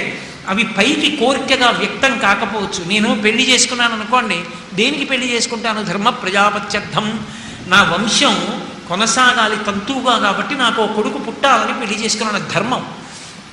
అప్పుడు ఇది కోరిక అయినా కోరిక కింద తీసుకోరు, దాన్ని ఈశ్వరుడు అనుగ్రహిస్తాడు. కాబట్టి మత్స్యావతార ఘట్టం వినకూడదన్న వాళ్ళు లేరు లోకంలో. మత్స్యావతార ఘట్టాన్ని ప్రతి వాళ్ళు పారాయణ చెయ్యవలసిందే. మత్స్యావతార ఘట్టాన్ని ప్రతిరోజు పారాయణ చేసుకోవడం అలవాటైతే వాళ్ళ యొక్క ధార్మికమైన కోరికలను విష్ణు భగవానుడు తీరుస్తాడు. తీర్చడం కాదు, కేవలం ఆ అవతార ఘట్టాన్ని ప్రతిరోజు చదవడం. గట్టిగా ఎంతసేపు ఉంటుందనుకుంటున్నారు? నేను వ్యాఖ్య చేశాను కాబట్టి ఇంతసేపు పట్టింది, లేకపోతే చదవడానికి 8 నిమిషాలు 9 నిమిషాల్లో పడుతుంది అంతే మత్స్యావతారం. అంతసేపు మాత్రమే పట్టే మత్స్యావతార ఘట్టం ప్రతిరోజు ఒకసారి చదువుకోవడం అలవాటైతే తుట్టతుదన ధరణీశ్వర సిద్ధి పొందు తథ్యము సుమ్మి. నా మాట మీద అనుమానం లేదు, అలా రోజు చదివిన వాళ్ళు సిద్ధి పొంది తీరుతారు. అంటే కోట్ల జన్మల కిందకి వెళ్ళిపోకుండా ధర్మమునందు ప్రవర్తించి భగవద్భక్తి అలవడి భగవంతుని యొక్క అనుగ్రహాన్ని పొందడానికి యోగ్యమైన పాత్రతని పొందుతారు. ఇన్ని రహస్యాల్ని ఆవిష్కరించింది కాబట్టి, మనుష్యుడైన వాడు తెలుసుకోవలసిన విషయాలు చెప్పింది కాబట్టి, ప్రతిరోజు చదువుకోవడం వల్ల ఇన్ని అనుగ్రహాలను వర్షించగలిగినది కాబట్టి ప్రథమావతారంగా దశావతారాల్లో మత్స్యావతారం కీర్తింపబడింది. దశావతారాల్లో గమ్మత్తు ఏమిటంటే కొన్నింటిని జంతు రూపంలో పొందాడు, కొన్నింటిని నరజంతు రూపంలో పొందాడు, కొన్ని బ్రాహ్మణ కుటుంబాల్లో పొందాడు, కొన్ని క్షత్రియ కుటుంబాల్లో పొందాడు. అవసరమైతే ఏ కుటుంబంలో పుడితే అవతార ప్రయోజనం నెరవేరుతుందో అక్కడికి వెళ్ళాడు, ఏ ఉపాధిలోకి వెడితే నెరవేరుతుందో ఆ ఉపాధిలోకి వెళ్ళాడు. ఇన్ని చమత్కారాలు చేశాడు. ఇంత అద్భుతమైనటువంటి అవతారములలో ఇన్ని విశేషాలు చెప్పగలిగిన దానిలో మొట్టమొదటి విషయాన్ని ఆవిష్కరించింది కాబట్టి భగవత్తత్వానికి మత్స్యావతార ఘట్టము అని ప్రథమావతారంగా శాస్త్రాలు కీర్తించే.